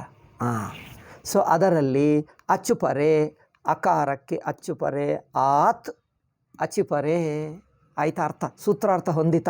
ಅಕಾರಾತ್, ಅಕಾರಕ್ಕೆ ಅಚ್ಚುಪರೆ, ಇಕಾರವು ಪರವಾದರೆ ಏನು ಹೇಳ್ತದೆ, ಏಕ ಪೂರ್ವಪರಯೋ ಸ್ಥಾನೇ, ಈ ಎರಡರ ಸ್ಥಾನದಲ್ಲಿ, ಎರಡು ಸಾಮಾನ್ಯವಾಗಿ ಒಂದು ಸ್ಥಾನದಲ್ಲೇ ಬರುತ್ತದೆ, ಈ ಸಲ ಎರಡಕ್ಕೆ ಬರ್ತಾ ಇದೆ. ಅದು ಪಾಣಿನಿಯ ವಿಶೇಷ. ಏನು, ಎರಡರ ಸ್ಥಾನದಲ್ಲಿ ಏನಾಗ್ತದೆ, ಏಕೋ ಗುಣ, ಒಂದೇ ಗುಣ ಬಂದು ಬಿಡುತ್ತದೆ. ಎರಡರ ಸ್ಥಾನದಲ್ಲಿ ಒಂದು ಗುಣ ಬರಬೇಕಾದರೆ, ಗುಣ ಅಂದರೆ 3 ಅಕ್ಷರಗಳು ನಾವು ಕಲಿತುಕೊಂಡಿದ್ದೇವೆ. ಏನದು, ಆ ಇ ಎ, ಆ ಎ ಓ, ಅದೇಂಗುಣ. ಹಿಂದಿನ ಸೂತ್ರ ಕಲ್ತಿದ್ದೀವಲ್ಲ, ಅದೇಂಗುಣ. ಅಕಾರ, ಏಕಾರ, ಓಕಾರ, ಈ 3 ಗುಣಗಳಾಗಿವೆ. ಈ 3ರಲ್ಲಿ ಈ 2 ಸ್ಥಾನದಲ್ಲಿ ಯಾವುದು ಬರಬೇಕು, ಅದಕ್ಕೇನು ಸೂತ್ರ ಇದೆ ನೋಡಿ. ಏನದು, ಸ್ಥಾನೇಂತರತಮಃ ಸದೃಶತಮಃ. ಯಾವುದು ಸಾಮ್ಯವಾಗಿರುತ್ತದೋ, ಹತ್ತಿರಕ್ಕಿರುತ್ತದೋ ಅದು ಬರಬೇಕು. ಅಕಾರ ಏಕಾರ ಎರಡಕ್ಕೆ ಹತ್ತಿರ ಯಾವುದು, ಎ ಓ ಇದೆ ನೋಡಿ. ಎ ಇದೆ, ಓ ಇದೆ, ಅಕಾರ ಅಲ್ಲ. ಏಕೆಂದರೆ ಅಕಾರ ಒಂದೇ ಇದೆ, ಇಕಾರ ಬಿಟ್ಟು ಹೋಯಿತು. ಓಕಾರ ಹೊಂದಲ್ಲ, ಏಕಾರ ಇದೆ. ಅದರಿಂದ ನೋಡಿ, ಈ ಎರಡರ ಸ್ಥಾನದಲ್ಲಿ ಎ ಬಂದು ಬಿಡುತ್ತದೆ. ಕಂಡು ಬರ್ತದ, ಕೆಳಗೆ ಬರೆಯುತ್ತೆ ಎ.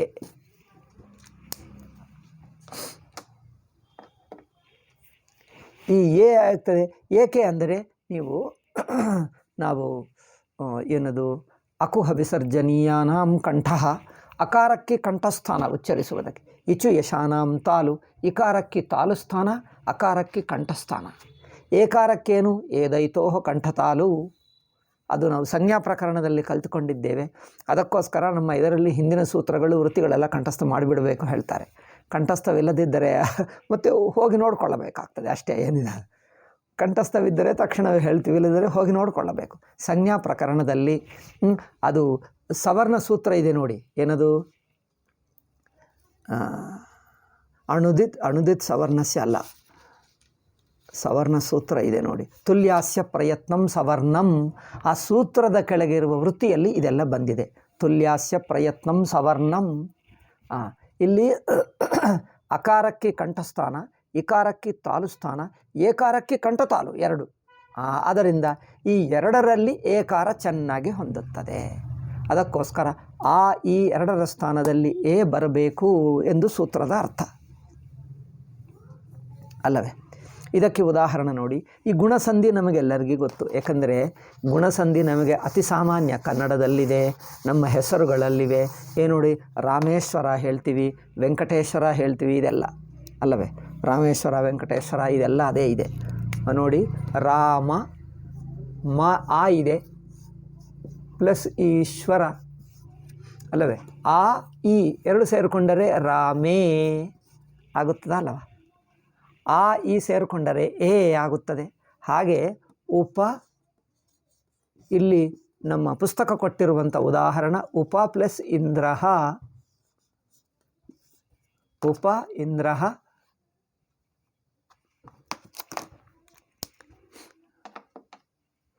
ಇಲ್ಲೇನಿದೆ? ಉಪ ಇಂದ್ರಃ, ಉಪ ಅಕಾರ ಇದೆ, ಈಕಾರ ಇದೆ. ಆ ಈ ಎರಡರ ಜಾಗದಲ್ಲಿ ಎ ಬರುತ್ತದೆ, ಉಪೇಂದ್ರ ಆಗಿಬಿಡುತ್ತದೆ.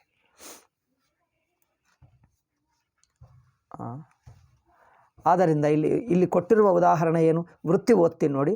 ಅವರ್ನಾತ್ ಅಚಿಪರೇ ಪೂರ್ವಾಪರಯೋ ಏಕೋ ಗುಣ ಆದೇಶ ಸ್ಯಾತ್ ಉಪೇಂದ್ರ. ಇನ್ನೊಂದು ಉದಾಹರಣೆ, ಗಂಗೋದಕಂ. ಗಂಗೋದಕಂ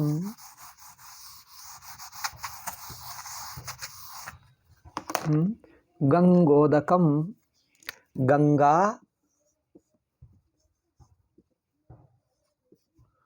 ಗಂಗಾ ನಿಮ್ಗೆ ಅರ್ಥವಾಗ್ತದೆ? ಗಂಗಾ ಹೀಗೆ ಹೇಳಿದ್ದರೆ ಹೀಗೆ ಮಾಡ್ತೀನಿ ನಾನು. ಗಂಗಾ ಪ್ಲಸ್ ಉದಕಂ.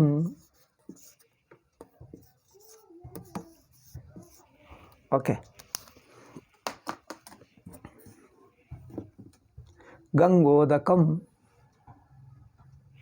ಗಂಗಾ ಆ ಇದೆ, ಉದಕಂ ಉ ಇದೆ. ಆ ಉ ಎರಡರ ಸ್ಥಾನದಲ್ಲಿ ಓ ಬರುತ್ತದೆ. ಆಯಿತಾ? ಉ ಅಂದರೆ ಗಂಗೋದಕಂ. ಸೊ ಗುಣ ಅಂದರೆ ಅಕಾರ, ಏಕಾರ, ಓಕಾರ ಮೂರು. ಏಕಾರಕ್ಕೆ ಉದಾಹರಣೆ ಉಪೇಂದ್ರ, ಓಕಾರಕ್ಕೆ ಉದಾಹರಣೆ ಗಂಗೋದಕಂ ಇತ್ಯಾದಿಗಳು ನಮಗೆ ಎಷ್ಟೋ ಇವೆ, ನಮ್ಮ ಭಾಷೆಯಲ್ಲಿವೆ, ಎಲ್ಲ ಕಡೆಗಂದು ಬರ್ತದೆ. ಆಯಿತಾ? ಈಗ ಮುಂದೆ ಹೋಗೋಣ, ಇನ್ನೊಂದು ಸೂತ್ರಕ್ಕೆ ಹೋಗೋಣ. ಇನ್ನೊಂದು ಸೂತ್ರ ಏನಂದರೆ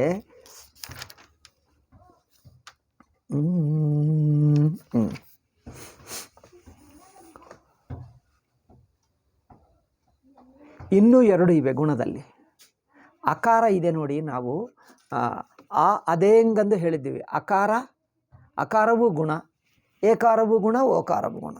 ಏಕಾರಕ್ಕೆ ಉದಾಹರಣೆ ಕೊಟ್ಟ, ಓಕಾರಕ್ಕೆ ಉದಾಹರಣೆ ಕೊಟ್ಟ. ಅಕಾರಕ್ಕೆ ಏಕೆ ಕೊಟ್ಟಿಲ್ಲ? ಈಗ ಅದು ಮುಂದೆ ಬರ್ತಾ ಇದೆ. ಅಕಾರಕ್ಕೆ ಗುಣ ಹೇಳಬೇಕಾದರೆ ಅದು ಸ್ವಲ್ಪ ಕಠಿಣವಾಗಿದೆ, ನಾನು ಮೊದಲೇ ಸ್ವಲ್ಪ ಹೇಳಿಬಿಡ್ತೀನಿ. ಅಕಾರವು ಗುಣ ಆಗಬೇಕಾದರೆ ಅರ್ ಎಂದು ಬರುತ್ತದೆ ಅಲ್ಲವೇ?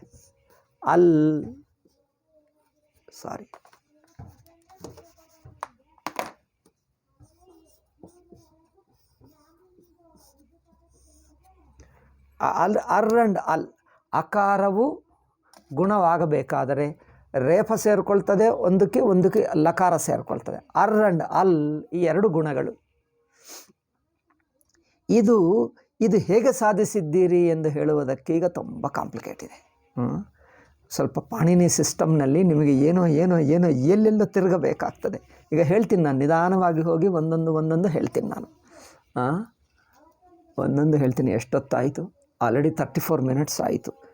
ಈ ಸೂತ್ರ ಹೇಳುವುದಕ್ಕೆ ತುಂಬ ಟೈಮ್ ತಗೊಳ್ತದೆ. ಆಯಿತು, ಒಂದೊಂದು ಬೇಗ ಹೇಳಿಬಿಡ್ತೀನಿ. ಮತ್ತೊಂದು ಸಲ ನಾಳೆ ರಿಪೀಟ್ ಮಾಡ್ತೀನಿ, ನಿಮ್ಗೆ ಅರ್ಥವಾಗ್ತದೆ. ಉಪದೇಶೇ ಜನುನಾಸಿ. ಇದು ಸಂಜ್ಞಾ ಸೂತ್ರ ಮೊದಲು ಹೇಳ್ತಾರೆ, ನಾನು ಹೇಳಿದ್ದೀನಲ್ಲ. ಇದು ಬಳಸುವಕ್ಕೆ ಮುಂಚೆ ಸಂಜ್ಞಾಸೂತ್ರಗಳು ಮೊದಲು ಹೇಳಿಬಿಡ್ತಾನೆ. ಇದು ಲಘು ಕೌಮುದಿಕಾರ. ಮೊದಲು ಉಪದೇಶೇ ಜನುನಾಸಿಕ ಇತ್ತು. ಮೊದಲು ಇತ್ತಕ್ಷರ ಏನು ಒಂದು ಹೇಳ್ತಾ ಇದ್ದಾನೆ. ಉಪದೇಶೇ ಸೂತ್ರ ಓದ್ತೀನಿ ನೋಡಿ. ಉಪದೇಶೇ ಅಜ್ ಅನುನಾಸಿಕ ಇತ್ತು. ಸಂಧಿ ವಿಚ್ಛೇದ ಮಾಡಿದ್ದರೆ ಸೂತ್ರ ಪದಗಳು ಉಪದೇಶೇ ಅಚ್ ಅನುನಾಸಿಕ ಇತ್ತು 4 ಪದಗಳು. ಸೂತ್ರ ಒಟ್ಟಿಗೆ ಓದಿದ್ದರೆ ಉಪದೇಶೇ ಜನುನಾಸಿಕ ಇತ್ತು. ಇದಕ್ಕೆ ಅರ್ಥ ಏನಂದರೆ ಉಪದೇಶೇ ಉಪದೇಶ ಎನ್ನುವುದು ಮತ್ತೆ ಅದೊಂದು ಸಂಜ್ಞಾ. ಉಪದೇಶಗಳು ಎಂದು ಕೆಲವು ಪದಗಳಿವೆ, ಅದಕ್ಕೆ ಉಪದೇಶ. ಉಪದೇಶೇ ಅನುನಾಸಿಕ ಅಚ್. ಸೂತ್ರದಲ್ಲಿ ಏನಿದೆ? ಉಪದೇಶೇ ಅಜನುನಾಸಿಕ ಅಚ್ ಅನುನಾಸಿಕ. ವೃತ್ತಿಯಲ್ಲಿ ಏನು ಹೇಳ್ತಾ ಇದ್ದಾರೆ? ಅನುನಾಸಿಕ ಅಚ್ಚು ಅಂದರೆ ಅನುನಾಸಿಕ ಅಚ್ಚು. ಅಚ್ ಅಂದರೆ ಆ, ಅನುನಾಸಿಕ ಇದ್ದರೆ ಆ, ಅದಕ್ಕೆ ಅನುನಾಸಿಕ ಮೇಲೆ ಬರೆಯುತ್ತಾರೆ ನೋಡಿ, ಚಂದ್ರಾಕಾರ. ನೋಡಿದ್ದೀರಾ ನೀವು? ಮೇಲೆ ಕನ್ನಡದಲ್ಲಿ ಇಲ್ಲ. ಈಗ ಆ ಮಾಡಿ ಮೇಲೆ ಹೀಗೆ ಚಂದ್ರಾಕಾರ ಬರೆಯುತ್ತೇವೆ ನೋಡಿ, ಅದು ಆ ಹೇಳಬೇಕು. ಎಂದು ಹೇಳಬಾರದು. ಆ ಅಂದರೆ ಸ್ವಲ್ಪ ನೇಸಲೈಸ್ಡ್ ಉಚ್ಚಾರಣ. ಆ ಈ ಬರೆದು ಇದಕ್ಕೆ ಚಂದ್ರಾಕಾರ ಮಾಡಿದರೆ ಈ, ಇದಕ್ಕೇನು ಹೇಳ್ತೀವಿ? ಹೀಗೆ ಆ ಆಕಿ ಈ ಅರ್ಧಚಂದ್ರ ಮಾಡಿದ್ದರೆ ಅನುನಾಸಿಕ ಅಚ್ ಅಂದರೆ ನಾಸಿಕ ಅಂದರೆ ಮೂಗು, ಅನುನಾಸಿಕ ಅಂದರೆ ನಾಸಿಕೆಯನ್ನು ಮೂಗನ್ನು ಅನುಸರಿಸಿ ಅಂದರೆ ಸ್ವಲ್ಪ ಮೂಗನ್ನು ಸೇರಿಸಿ ಉಚ್ಚಾರಣ ಮಾಡುವುದು ಎಂದರ್ಥ. ಆಕಿ ಅನುನಾಸಿಕ ಮಾಡಿದ್ದರೆ ಆ ಮೇಲೆ ಗುರ್ತು ಮಾಡಿದ್ರು ನೋಡಿ, ಚಂದ್ರಾಕಾರ ಮಾಡಿ ಒಂದು ಚುಕ್ಕೆ ಈ ಹೀಗೆ. ಸೊ ಪಾಣಿನಿ ಹೇಳ್ತಾನೆ, ಉಪದೇಶ ಎಂಬ ಕೆಲವು ಪದಗಳಿವೆ, ಅವುಗಳಲ್ಲಿ ಅನುನಾಸಿಕ ಅಚ್ಚಿದ್ದರೆ ಅದೇನಾಗ್ತದೆ? ಇತ್ ಸಂಜ್ಞಾ ಆಗುತ್ತದೆ. ಉಪದೇಶೇ ಅನುನಾಸಿಕ ಅಚ್ಚು ಇತ್ತು ಭವತಿ. ಇತ್ತನ್ನುವುದು ಮೇಲೆ ಸೂತ್ರದ ಇಲ್ಲೇ ಇದೆ. ಉಪದೇಶೇ ಅನುನಾಸಿಕ ಇತ್ತನ್ನುವುದು ಇದೇ ಸೂತ್ರದಲ್ಲಿದೆ. ಉಪದೇಶೇ ಅಜನುನಾಸಿಕ ಇತ್ತು ಅದು ಅಂದರೆ ನೋಡು, ಆ ಈ ಆಯಿತಾ? ಓಕೆ. ಈಗ ಒಂದು ಪದ ಉಪದೇಶ ಅಂದರೆ ಏನು? ಉಪದೇಶ ಅಂದರೆ ಏನು ಎನ್ನುವುದು ಇಲ್ಲಿ ಹೇಳಲಿಲ್ಲ, ಬೇರೆ ಕಡೆ ಹೇಳಿದ್ದಾರೆ ಇವರೇನು. ಏಕೆಂದರೆ ಒಂದೊಂದು ಪುಸ್ತಕ ಒಂದೊಂದು ಬಗೆ, ಒಂದೊಂದು ವ್ಯಾಖ್ಯಾನ ವಿಸ್ತಾರವಾಗಿರುತ್ತದೆ. ಉಪದೇಶ ಅಂದರೆ ಏನಂದರೆ, ಉಪದೇಶಕ್ಕೆ ಹಿಂದೆ ಹೇಳಿದ್ದಾರ? ಉಪದೇಶ ಆದ್ಯೋಚ್ಚಾರಣ ಹಿಂದೆ ಬಂತಲ್ಲ, ಅದೇನು ಅದೇನು ಲಣ್ಣಲ್ಲ, ಹಲಂತ್ಯಂ ಸೂತ್ರದಲ್ಲಿ ಬಂತು ನೋಡಿ. ಅಂದರೆ ಫಸ್ಟ್ ಸೂತ್ರ, ಲಘುನಲ್ಲಿ ಫಸ್ಟ್ ಸೂತ್ರ ಅಂದರೆ ಏನು? ಐವುಂಡ್ರೊಲುಕೆ ಏವೋಂಚಂದು ಮಹೇಶ್ವರ ಸೂತ್ರಾಣಿ ಕಲಿತುಕೊಂಡ ನಂತರವೇ ತಕ್ಷಣವೇ ಹಲಂತ್ಯಂಕು ಹೇಳಿದ್ದೇವೇನು? ಉಪದೇಶೇ ಅಂತ್ಯಂ ಹಲ್ ಇತ್ಸ್ಯಾತ್. ಅದು ವೃತ್ತಿ. ನಾನು ಹಿಂದಿನ ಪುಸ್ತಕ, ನೀವು ಹಿಂದಿನದು ಸಂಜ್ಞಾ ಪ್ರಕರಣ ನೋಡಿ, ಅಲ್ಲಿ ಉಪದೇಶ ಅಂದರೆ ಏನು? ಉಪದೇಶ ಆದ್ಯೋಚ್ಚಾರಣಂ. ಉಪದೇಶ ಅಂದರೆ ಆದಿ ವೈಯಾಕರಣರಿದ್ದಾರೆ ನೋಡಿ, ಯಾರು? ಪಾಣಿನಿ. ಅವರು ಬಳಸಿರುವಂಥ ಕೆಲವು ಪದಗಳಿಗೆ ಉಪದೇಶ ಎಂದು ಹೇಳಿದ್ದರು. ಉದಾಹರಣೆಗೆ ಇಲ್ಲೊಂದು ಶ್ಲೋಕ ಇದೆ, ಧಾತು ಸೂತ್ರ ಗಣೋನಾದಿ ವಾಕ್ಯ ಲಿಂಗಾನುಶಾಸನಂ ಆಗಮ ಪ್ರತ್ಯಯಾದೇಶ ಉಪದೇಶ ಪ್ರಕೀರ್ತಿತಾ. ಏನು? ಧಾತುವನ್ನು ಉಪದೇಶ ಹೇಳ್ತೀವಿ, ಸೂತ್ರವನ್ನು ಉಪದೇಶ ಹೇಳ್ತೀವಿ. ಗಣಸೂತ್ರಗಳು, ಗಣಪಾಠ ಇದೆ ಒಂದು. ಗಣಪಾಠ ಅಂದರೆ ಅದು ಕೆಲವು ಪದಗಳ ಸಮುದಾಯಗಳು. ಗಣಪಾಠ ಅಂದರೆ ಒಂದು ಲಿಸ್ಟ್, ಅದು ಬರುತ್ತದೆ, ಅದು ಪಟ್ಟಿಕ. ಉಣಾದಿ ಸೂತ್ರಗಳು ಬರುತ್ತವೆ, ಅದೆಲ್ಲ ಮುಂದೆ ಬರುತ್ತದೆ, ಈಗೇನು ಬೇಡ. ಧಾತು ಸೂತ್ರ ಗಣ ಉಣಾದಿ 4 ಆಯಿತು. ವಾಕ್ಯ ಲಿಂಗಾನುಶಾಸನಂ ಅಂದರೆ ಅದು ಒಂದು ಪುಸ್ತಕ ಇದೆ ಸಣ್ಣದು. ಅಂದರೆ ಯಾವ ಪದಕ್ಕೆ ಯಾವ ಲಿಂಗ ಆಗುತ್ತದೆ ಎನ್ನುವುದು ಲಿಂಗಜ್ಞಾನವನ್ನು ಕೊಡುವಂಥ ಒಂದು ಸಣ್ಣ ಪುಸ್ತಕ ಇದೆ, ಲಿಂಗಾನುಶಾಸನ ಎಂದು ಪುಸ್ತಕ. ಅದರಲ್ಲಿ ಬಂದಿರುವ ಪದಗಳು. ಇನ್ನೊಂದು ಆಗಮ ಪ್ರತ್ಯಯ ಆದೇಶ. ಆಗಮ ಪ್ರತ್ಯಯ ಆದೇಶ ಇಷ್ಟು ಇವೆ ನೋಡಿ, ಇವುಗಳನ್ನು ಉಪದೇಶ ಹೇಳ್ತೀವಿ. ಆಯಿತು. ಇದೆಲ್ಲ ಒಂದೊಂದು ಅಪ್ಲಿಕೇಶನ್ ಬಂದರೆ, ನಿಮಗೆ ಆಚರಣಕ್ಕೆ ಬಂದರೆ ಗೊತ್ತಾಗ್ತದೆ. ಅಷ್ಟುವರೆಗೆ ಈಗ ಎಲ್ಲಿ ನೋಡೋಣ. ಇಲ್ಲಿ ಉಪದೇಶ ಅಂದರೆ ಈಗ ನೋಡಿ ಪಾಣಿನಿ ಮಾಹೇಶ್ವರ ಸೂತ್ರಗಳಿವೆ ಅಲ್ಲವೇ, ಅದು ಉಪದೇಶ. ಪಾಣಿನಿ ಸೂತ್ರಗಳು ಉಪದೇಶ. ಹಾಗೆ ಅದರಿಂದ ಈ ಸೂತ್ರಗಳಲ್ಲಿ ವೃತ್ತಿ ಓದ್ತಾ ಇದ್ದೀನಿ ನಾನು. ನೋಡಿ, ಇದು ಉಪದೇಶೇ ಜನುನಾಸಿಕ ಇತ್, ಈ ಸೂತ್ರದಲ್ಲಿರುವ ವೃತ್ತಿ ಓದ್ತಾ ಇದ್ದೀನಿ. ಉಪದೇಶೇ ಅನುನಾಸಿಕ ಅಚ್ ಇತ್ ಸಂಜ್ಞಂ ಸ್ಯಾತ್, ಇದು ಮೊದಲನೇ ವಾಕ್ಯ ಆಯಿತು. ಎರಡನೇ ವಾಕ್ಯ ಹೋಗ್ತಾ ಇದ್ದೀನಿ. ಈ ಅನುನಾಸಿಕ ಎಲ್ಲಿದೆ ಅಂದರೆ ಅಚ್ಚುಗಳಲ್ಲಿ ಅನುನಾಸಿಕ ಯಾವುದು? ಅನುನಾಸಿಕ ಇಲ್ಲದೆ ಅನನುನಾಸಿಕ ಅಥವಾ ನಿರನುನಾಸಿಕ.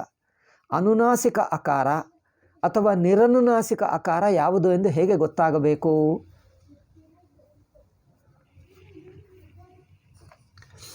ಉದಾಹರಣೆ ಹೇಳ್ತೀನಿ ನೋಡಿ.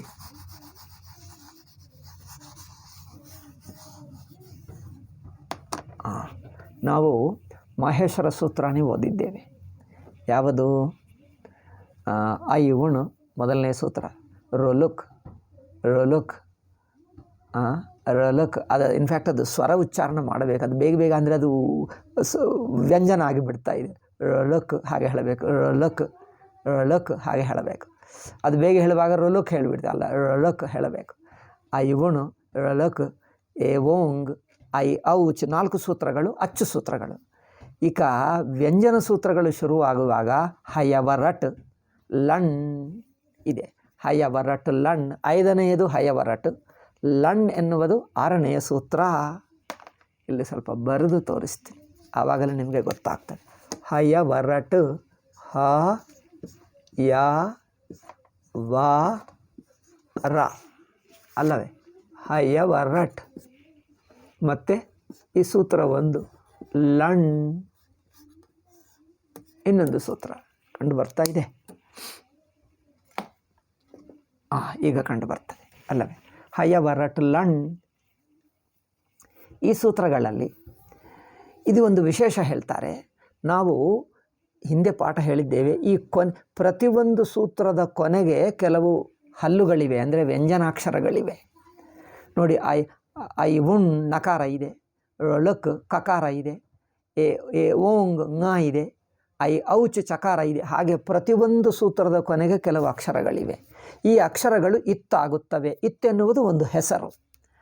ಆ ಇತ್ತು ಏನು ಸೂಚಿಸ್ತದೆ ಅಂದರೆ ತಾತ್ಕಾಲಿಕವಾಗಿರುತ್ತದೆ, ಪಕ್ಕಕ್ಕೂ ಹೋಗ್ತದೆ, ಅಂದರೆ ಲೋಪವಾಗಿ ಬಿಡುತ್ತದೆ. ಅಂದರೆ ಇದನ್ನು ಅಕ್ಷರ ಒಳಗೆ ಸೇರಿಸಬಾರದು. ಸಮ್ ಕೈಂಡ್ ಆಫ್ ಫುಲ್ ಸ್ಟಾಪೋ ಅಥವಾ ಇನ್ವರ್ಟೆಡ್ ಕಾಮ ಹಾಗೆ ನೋಡಬೇಕದು. ಇತ್ತಂದರೆ ಏನದು? ಇತ್ತಂದರೆ ತಾತ್ಕಾಲಿಕವಾಗೇ ಇರುತ್ತದೆ, ಅದನ್ನು ಅಕ್ಷರ ಒಳಗೆ ಸೇರಿಸಿಕೊಳ್ಳಬೇಡ. ಟಕಾರವು ಅಕ್ಷರದಲ್ಲೆಲ್ಲ. ಸುಮ್ಮನೆ ಈ ಸೂತ್ರ ಮುಗಿಯಿತು ಎಂದು ತೋರಿಸುವುದಕ್ಕೆ ಒಂದು ಇನ್ವರ್ಟೆಡ್ ಕಾಮ, ಹಾಗೆ ಆಧುನಿಕ ಕಾಲದಲ್ಲಿ ಇನ್ವರ್ಟೆಡ್ ಕಾಮ ಫುಲ್ ಸ್ಟಾಪ್ ಹೇಳ್ತೀವಲ್ಲ, ಹಾಗೆ ಒಂದು ಫುಲ್ ಸ್ಟಾಪೋ ಇನ್ವರ್ಟೆಡ್. ಏಕೆಂದರೆ ಪೂರ್ವ ಕಾಲದಲ್ಲಿ ಎಲ್ಲ ಬಾಯಿ ಮಾತೇ ಅಲ್ಲವೇ, ಅಲ್ಲೇನು ಬರವಣಿಗೆ ಇರಲಿಲ್ಲ. ಬರವಣಿಗೆ ಆದರೆ ಫುಲ್ ಸ್ಟಾಪ್ ಹಾಕ್ತೀವಿ. ಈಗ ಮಾತಾಡುವಾಗ ಫುಲ್ ಸ್ಟಾಪ್ ಏನು ಮಾಡೋಕ್ಕಾಗ್ತದೆ? ಮಾತಾಡುವಾಗ ಫುಲ್ ಸ್ಟಾಪ್ ಏನು ಇರೋಲ್ಲ. ಅದರಿಂದ ಅವರೇನು ಮಾಡಿದ್ದಾರೆ ಅಂದರೆ ಪ್ರತಿ ಸೂತ್ರದ ಕೊನೆಗೆ ಒಂದು ಹಲ್ಲು ಹಾಕ್ಕೊಂಡು ಬಿಟ್ಟರು. ಅದರಿಂದ ಏನಾಗ್ತದೆ ಅಂದರೆ ಇಲ್ಲಿಗೆ ಸೂತ್ರ ಮುಗಿಯಿತು ಎಂದು ತೋರಿಸುವುದಕ್ಕೆ ಅದೊಂದು ಐ ಉಣ್ ಅಂದರೆ ನಕಾರದಿಂದ ಸೂತ್ರ ಮುಗಿಯಿತು. ರೊಲಕ್ ಒಂದು ಸೂತ್ರ ಮುಗಿಯಿತು, ಎ ಓಂಗ್ ಮುಗಿಯಿತು, ಐ ಔಚ್ ಮುಗಿಯಿತು. ಹಾಗೆ ಅದು ಸುಮ್ಮನೆ ಎಂಡಿಂಗನ್ನು, ಅದರ ಕೊನೆಯು ಮುಗಿಯಿತು ಎಂದು ಸೂಚಿಸುವುದಕ್ಕೆ ಅದೊಂದು ಅಕ್ಷರ ಅಷ್ಟೇ. ಅದನ್ನು ಈ ಅಕ್ಷರ ಒಳಗೆ ಸೇರಿಸಿಕೊಳ್ಳಬಾರದು, ವರ್ಣಗಳಲ್ಲಿ ಸೇರಿಸಿಕೊಳ್ಳಬಾರದು ಅಷ್ಟೇ. ಆಯಿತು. ಇಲ್ಲಿ ಹಯವರಟ್ ಲನ್ ಹೇಳಿದಾಗ ಈ ಕೊನೆಯ ಹಲ್ಗಳೆಲ್ಲ ಹಲಂತ್ಯಂ ಎಂದು ಸೂತ್ರದಲ್ಲಿ ನಾವು ಹೇಳಿದ್ದೇವೆ. ಅದು ತುಂಬ ಹಿಂದೆ. ಹಲಂತ್ಯಂ ಸೂತ್ರದಲ್ಲಿ ಅಂತಿಮ ಹಲ್ ಇತ್ ಸ್ಯಾತ್. ಈ 14 ಸೂತ್ರಗಳ ಮಾಹೇಶ್ವರ ಸೂತ್ರಗಳ ಕೊನೆಯ ಅಕ್ಷರ ಏನಾಗುತ್ತದೆ? ಕೊನೆಯ ಹಲ್ಲಿದೆ ಅಲ್ಲ, ಅದು ಇತ್ತಾಗುತ್ತದೆ ಎಂದು ಹೇಳಿದ್ದೇವೆ. ಅದು ಇತ್ತಾಗಿ ಅಂದರೆ ತಾತ್ಕಾಲಿಕವಾಗಿದ್ದು ನಂತರ ಲೋಪವಾಗುತ್ತದೆ. ಆದರೆ ಇನ್ನೊಂದು ಇತ್ತಿದೆ. ಈ 14 ಸೂತ್ರಗಳ ಕೊನೆಯ ಅಕ್ಷರ ಅಲ್ಲದೆ ಒಳಗಿನ ಅಕ್ಷರಗಳಲ್ಲಿ ಒಂದು ಕಡೆ ಮಾತ್ರ ಒಂದು ಅಪವಾದ ಹಾಗೆ ಒಂದು ಇದೆ. ಅದೇನು? ಈ ಲಕಾರ ಸಾಮಾನ್ಯ ಲಕಾರ ಅಲ್ಲ, ಇದು ಅನುನಾಸಿಕ ಲಕಾರ. ಈ ಲಾ ಮೇಲೆ ಏನು ಮಾಡಬೇಕು? ಲಣ್ ಹೇಳಬೇಕು. ಇದು ಲಣ್ ಹೇಳಬಾರದು, ಲಣ್. ಲಾ ಅಂದರೆ ನೇಸಲೈಸ್ಡ್ ಅನುನಾಸಿಕ ಲಕಾರ ಅದು. ಅದಕ್ಕೋಸ್ಕರ ಹೇಳ್ತಾರೆ ಇಲ್ಲಿ ಈ ಲಕಾರ ಮೇಲೆ ಸೊನ್ನೆ ಇದೆ, ಅನುನಾಸಿಕ ಇದೆ. ಇದು ಲಣ್ ಎಂದು ಹೇಳಬೇಕು, ಲನ್ ಅಲ್ಲ, ಲಣ್ ಲಣ್ ಎಂದು ಹೇಳಬೇಕು. ಇದು ಸಂದೇಹ ಬರುತ್ತದೆ. ಪಾಣಿನೀಯ ಸೂತ್ರಗಳಲ್ಲಿ ಪ್ರತ್ಯಯಗಳಲ್ಲಿ ಆದೇಶ ಹೇಳಿದ್ದೀವಲ್ಲ, ಈ ಆದೇಶಗಳಲ್ಲಿ ಅನುನಾಸಿಕ ಇದೆ ಎಂದು ಹೇಗೆ ಗೊತ್ತಾಗಬೇಕು? ಪಾಣಿನಿ ಕಾಲದಲ್ಲಿ ಕೆಲವು ಅಕ್ಷರಗಳನ್ನು ಅನುನಾಸಿಕವಾಗಿ ಉಚ್ಚಾರಣ ಮಾಡುತ್ತಿದ್ದರು. ಅದು ಅನಂತರ ಕಾಲದಲ್ಲಿ ಉಚ್ಚಾರಣ ಹೋಯಿತು. ಸಂಪ್ರದಾಯ ಹೇಗೆ ಲುಪ್ತವಾಯಿತೋ ತುಂಬ ಹಿಂದಿನ ಕಾಲ, ಭಟ್ಟೋಜಿ ದೀಕ್ಷಿತ ಕಾಲಕ್ಕೆ ಹೋಯಿತು. ಅದು ಏನೋ ಸಂಪ್ರದಾಯ ರಕ್ಷಿಸಿಕೊಳ್ಳಬೇಕಿತ್ತು, ಈಗಾದರೂ ಪುನರುದ್ಧಾರ ಮಾಡಬೇಕಿತ್ತು, ಮರೇನೋ ಮಾಡ್ತಾ ಇಲ್ಲ. ಪಾಣಿನಿ ವೇದ ಮಂತ್ರಗಳ ಹಾಗೆ ಹೇಳ್ತಾನೆ. ಪಾಣಿನಿ ಸೂತ್ರಗಳು ಗೊತ್ತಾ? ವೇದ ಮಂತ್ರಗಳಿಗೆ ಉದಾತ್ತ ಅನುದಾತ್ತ ಸ್ವರಿತ ಹೇಗಿರುತ್ತದೋ ಸೂತ್ರಗಳಿಗೂ ಉದಾತ್ತ ಅನುದಾತ್ತ ಸ್ವರಿತ ಸ್ವರಗಳು ಇಟ್ಟ ಪಾಣಿನಿ. ನೋಡಿ, ಲಣ್ ಅನುನಾಸಿಕ ಇಟ್ಟ, ಉದಾತ್ತ ಅನುದಾತ್ತ ಸ್ವರಿತ ಅದು ಇಟ್ಟ. ಅದು ಅನಂತರ ಕಾಲದಲ್ಲಿ ಹೋಯಿತು. ಸುಮ್ಮನೆ ಕಂಠಸ್ಥ ಮಾಡಿಕೊಂಡು ಇಲ್ಲಿ ಈ ಅಕ್ಷರ ಅನುನಾಸಿಕಪ್ಪ ಎಂದು ಗುರುಗಳು ಹೇಳ್ತಾರೆ, ನಾವು ತಿಳ್ಕೊಳ್ಳಬೇಕು. ಈ ಲಕಾರ ಅನುನಾಸಿಕ ಅಂತೆ, ಇದಿಗೋ ಈ ಸ್ವರ ಉದಾತ್ತ ಅಂತೆ, ಇದು ಅನುದಾತ್ತ ಅಂತೆ, ಇದು ಸ್ವರಿತ ಅಂತೆ. ಅವರು ಹೇಳಿದ್ದು ನಾವು ಸುಮ್ಮನೆ ಕಂಠಸ್ಥ ಮಾಡಿ ಬರ್ಕೊಂಡು ಇಟ್ಕೊಳ್ಳಬೇಕು. ಬಟ್ ಪೂರ್ವಕಾಲದಲ್ಲಿ ಅವರು ಬಾಯಿನಲ್ಲೇ ಹೇಳಿಬಿಡ್ತಿದ್ದರು, ಗೊತ್ತಾಗ್ತಿತ್ತು. ಇದು ಅದೇ ಹೇಳುತ್ತಾರೆ, ಇದು ಅನುನಾಸಿಕ ಅಕ್ಷರ ಹೇಗೆ ಗೊತ್ತಾಗ್ತದೆ? ಇಲ್ಲಿ ವೃತ್ತಿ ನೋಡು, ನಾನು ವೃತ್ತಿ ಓದ್ತು. ಪ್ರತಿಜ್ಞಾನುನಾಸಿಕ್ಯಾಹ ಪಾಣಿನೀಯಾಹ. ಪಾಣಿನೀಯಾಹ ಅಂದರೆ ಪಾಣಿನಿ ಅನುಯಾಯಿಗಳಾದ ಶಿಷ್ಯರು. ಇಲ್ಲಿ ಅನುನಾಸಿಕ ಇದೆ ಎನ್ನುವುದು ಹೇಗೆ ಗೊತ್ತಾಗ್ತದೆ ಅಂದರೆ ಉಚ್ಚಾರಣ ಸಂಪ್ರದಾಯ ಲುಪ್ತವಾಯಿತು. ಅದರಿಂದ ಪ್ರತಿಜ್ಞಾ ಅಂದರೆ ಉಪದೇಶ. ಗುರುಗಳು ಹೇಳಿಕೊಟ್ಟರೆ ಈ ಅಕ್ಷರವು ಅನುನಾಸಿಕಪ್ಪ ಅಂದರೆ ಶಿಷ್ಯನಿಗೆ ಗೊತ್ತಾಗಬೇಕು. ಪ್ರತಿಜ್ಞಾನುನಾಸಿಕ್ಯಾಹ ಪಾಣಿನೀಯಾಹ. ಗುರುಗಳು ಹೇಳುವುದರಿಂದ, ಪ್ರತಿಜ್ಞಾ ಅಂದರೆ ಗುರುಗಳು ಹೇಳುವುದರಿಂದ. ಪಾಣಿನೀಯರಿಗೆ, ಪಾಣಿನೀಯ ಸಂಪ್ರದಾಯ ಶಿಷ್ಯರಿಗೆ ಈ ಲಕಾರವು ಅನುನಾಸಿಕ ಇದಪ್ಪ, ಲಣ್ ಎಂದು ಹೇಳಬೇಕು ಅಂದರೆ ಗೊತ್ತಾಗುತ್ತದೆ ಎಂದು ಇದು ಯಾರು? ಭಟ್ಟೋಜಿ ದೀಕ್ಷಿತರು ಹಾಗೆ ಬರೆದಿದ್ದಾರೆ ಸಿದ್ಧಾಂತ ಕೌಮುದಿಯಲ್ಲಿ. ಅವರ ಶಿಷ್ಯರಾದ ವರದಾಚಾರ್ಯರು ಅವರು ಹಾಗೆ ಬರೆದಿದ್ದಾರೆ ನೋಡಿ. ಪ್ರತಿಜ್ಞಾನುನಾಸಿಕ್ಯಾಹ ಪಾಣಿನೀಯಾಹ. ಪಾಣಿನಿ ವಿದ್ಯಾರ್ಥಿಗಳು ಅಲ್ಲಿ ಅನುನಾಸಿಕ ಎಲ್ಲಿ ಬರುತ್ತದೋ ಅದನ್ನು ಬಾಯಿದಿಂದ ಹೇಳಿ ಕಂಠಸ್ಥ ಮಾಡಿಸ್ತಾರೆ. ಇಲ್ಲಿದಪ್ಪ, ಇಲ್ಲಿ ನೆನಪಿಟ್ಕೋ ಎಂದು ಹೇಳೋದು. ಹಾಗೆ ಹೇಳುವಕ್ಕಿಂತ ಉಚ್ಚಾರಣದಲ್ಲೇ ಹೇಳಿಬಿಟ್ರೆ ಇದು ಹೇಳಬೇಕಾಗಿಲ್ಲ. ಲಾ ಹೇಳಿಬಿಟ್ರೆ ಗೊತ್ತಾಗ್ತದೆ. ಈಗ ಅನುನಾಸಿಕ ಹೇಳಿದ್ದೀವಲ್ಲ, ಅನುನಾಸಿಕ ಹೇಳುವುದು ಬಿಟ್ಟು ಇದು ಅನುನಾಸಿಕಪ್ಪ ಎಂದು ಹೇಳುವುದೇಕೆ ಮರಿ? ಏನೋ ಅದು ಹಾಗೆ ಇಟ್ಟುಬಿಟ್ಟಿದೆ. ಈಗ ನಾವು ಹಾಗೆ ಕಲಿಯಬೇಕು. ಓಕೆ. ಅದರಿಂದ ನೋಡಿ ಮುಂದಿನ ಅದೇ ವೃತ್ತಿಯಲ್ಲಿ ಮುಂದಿನ ವಾಕ್ಯ ನೋಡಿ. ಲಣ್ ಸೂತ್ರಸ್ಥ ಅವರ್ಣೇನ ಸಹೋಚ್ಚ ಬಾರ್ಯ ರೇಫೋ ರಲಯೋ ಸಂಜ್ಞಾ. ಈಗ ಈ ಲಣ್ ಸೂತ್ರದಲ್ಲಿರುವ ಇದು ಇದೆ ನೋಡಿ, ಲಾ ಮೇಲೆ ಅಕಾರ ಇದೆ ನೋಡಿ, ಈ ಲಕಾರ ಮೇಲೆ ಅಕಾರ ಇದೆ. ಅದು ಬರೆಯಲ್ಲ, ನಿಮಗೆ ಕೆಳಗೆ ಬರೆದು ತೋರಿಸ್ತೀನಿ ನೋಡಿ. ಇದು ಲಕಾರ ಮೇಲೆ ಅಕಾರ ಇದೆ ನೋಡಿ, ಇದು ಅನುನಾಸಿಕ ಅಲ್ಲವೇ? ಆಯಿತು. ಸೊ ಲಣ್ ಸೂತ್ರಸ್ಥ ಅವರ್ಣೇನ, ಇದು ಅನುನಾಸಿಕ ಅವರ್ಣ, ಇದು ಇತ್ತಾಗುತ್ತದೆ. ಏಕೆಂದರೆ ಅಲ್ಲಿ ಹೇಳಿದ್ದೀವಿ ನೋಡಿ, ಹಕಾರಾದಿಶ್ವಕಾರ ಉಚ್ಚಾರಣಾರ್ಥ ಎಲ್ಲಿ ಹಲಂತ್ಯಂ. ಅದಕ್ಕಿಂತ ಮುಂಚೆ ಮಾಹೇಶ್ವರ ಸೂತ್ರಗಳು ಹೇಳಿದ್ದಾಗ ಹೇಳಿದ್ದೇವೆ. ಹಕಾರಾದಿಶ್ವಕಾರ, ನೀವು ಹಿಂದೆ ಹೋಗಿ ನೋಡ್ಕೊಳ್ಳಬಹುದು. ಹಕಾರಾದಿಶ್ವಕಾರ ಉಚ್ಚಾರಣಾರ್ಥ ಲಣ್ ಮಧ್ಯೇತು ಇತ್ ಸಂಜ್ಞಕಃ ಅಲ್ಲಿ ಹೇಳಿದ್ದಾನೆ. ಸೊ ಈ ಲಣ್ ಸೂತ್ರದಲ್ಲಿ, ಈ ಲಣ್ ಸೂತ್ರದಲ್ಲಿರುವ ಲಕಾರ ಮೇಲಿನ ಅಕಾರ ಇದೆಯಲ್ಲ, ಇಲ್ಲಿ ನೋಡಿ, ಲಕಾರ ಮೇಲಿನ ಅಕಾರ ಇದೆಯಲ್ಲ, ಇದು ಮಾತ್ರ ಸಾಮಾನ್ಯ ಅಕಾರವಲ್ಲ, ಇದು ಅನುನಾಸಿಕ ಅಕಾರ ಆಗುವುದರಿಂದ ಇದು ಇತ್ತಾಗುತ್ತದೆ. ಲಣ್. ಓಕೆ. ಆದ್ದರಿಂದ ಇಲ್ಲಿ ಒಂದು ಸ್ಪೆಷಲ್ ಪ್ರತ್ಯಾಹಾರ ಮಾಡಿದ್ದಾರೆ. ಆ ಸ್ಪೆಷಲ್ ಪ್ರತ್ಯಾಹಾರವೇನು? ಹಾಯಾವ ತೆಗೆದು ಬಿಡ್ತೀವಿ. ಈಕೋ ರಾ ಅಲ್ಲವೇ? ರಾ ನಂತರ ಆ ಇದೆ ಮತ್ತು ಟಾ ಇದೆ. ಅವರು ಏನು ಮಾಡಿದ್ದರು? ಈ ರಾನಿಂದ ಶುರು ಮಾಡಿ ಆವರೆಗೂ ಒಂದು ಪ್ರತ್ಯಾಹಾರ ಮಾಡಿಬಿಟ್ಟರು. ಅಂದರೆ ಏನು? ರಾ ಅಕಾರವು ಕೇವಲ ಉಚ್ಚಾರಣ, ಅಕಾರವು ಲೆಕ್ಕಕ್ಕೆ ಬರಲ್ಲ. ರಾ ಆ ಟಾ ಏನು? ಟಾ ಇದು ಇತ್ತೆ, ಅದರಿಂದ ಇದು ಲೆಕ್ಕಕ್ಕೆ ಬರಲ್ಲ. ಇದು ಟಾ ಇತ್ತು, ಅದರಿಂದ ರಾ ಆ ಲಾ ಆ ಈ ನಾಲ್ಕು ಸೇರಿಸ್ಕೊಂಡ್ರೆ ಏನಾಗುತ್ತದೆ? ರಾ. ಆಯಿತಾ? ರಾನಲ್ಲಿ ಅಕಾರ ಇದೆ, ಲಾ ನಂತರ ಆ, ರಾ ಆ್ಯಂಡ್ ಲಾ, ರಲ. ರ ಲ ಆಯಿತಾ. ರ ಲ ಆ ಬಿಡಿಯೇ ಬರೆಯೋಣ ಏನಿದೆ. ರ ಲ ಆ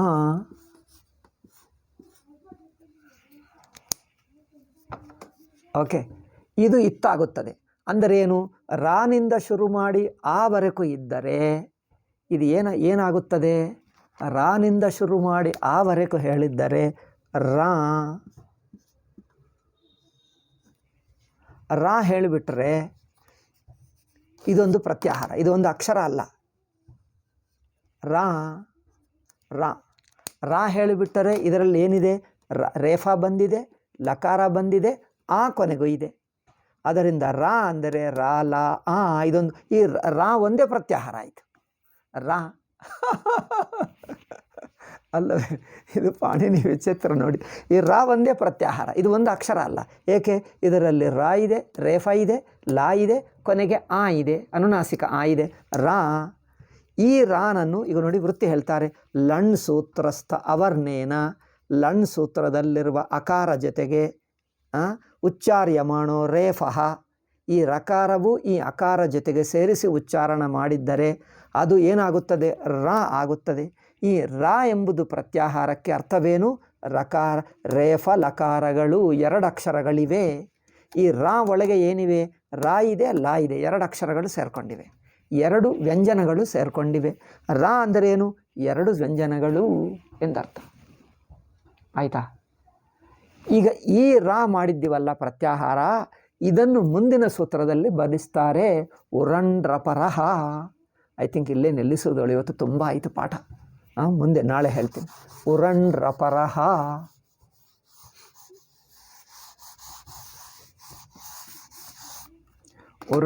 ಇದು ನಾನು ನಾಳೆ ಹೇಳಬೇಕಿತ್ತು, ಏನಿವೆ ಇವತ್ತೇ ಶುರು ಮಾಡಿಬಿಟ್ಟಿದ್ದೀನಿ. ನೀವು ಇದು ಒಂದು ಸಲ ಆಗುತ್ತದ, ನಿಧಾನವಾಗಿ ಟೈಮ್ ಇರುವಾಗ ಕೇಳ್ಕೊಂಡು. ಉರಣ್ರಪರಹ, ಉರಣ್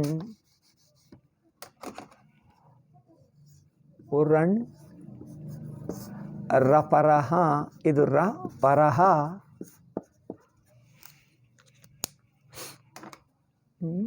ಈ ಉರಣ್ ಸೂತ್ರ ಇದೆ ನೋಡಿ, ಉರಣ್ ರಪರಹ. ಈ ಉರಣ್ರಲ್ಲಿ ರಪರಹ, ರಾ, ಇದು ರಾ ಎನ್ನುವುದು ಇದು ಅನುನಾಸಿಕ ರಾ, ರಪರಹ.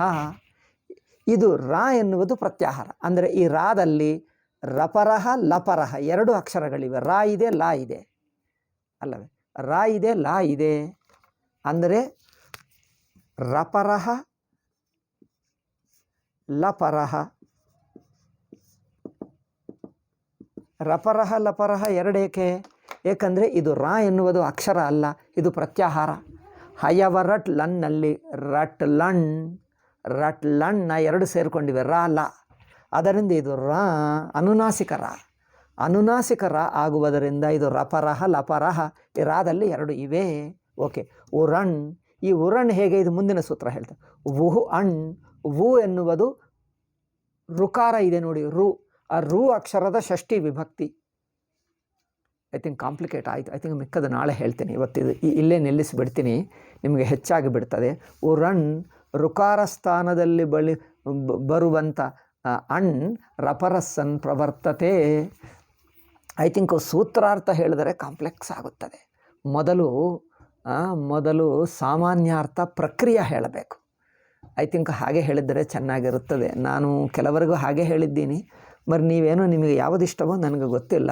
ಸೂತ್ರ ಮೊದಲು ಹೇಳಿಬಿಟ್ಟರೆ, ಪ್ರಿನ್ಸಿಪಲ್ ಮೊದಲು ಹೇಳಿದ್ದರೆ ಅಬ್ಸ್ಟ್ರಾಕ್ಟ್ ಆಗಿ ತುಂಬ ಕಷ್ಟ ಆಗ್ತದೆ.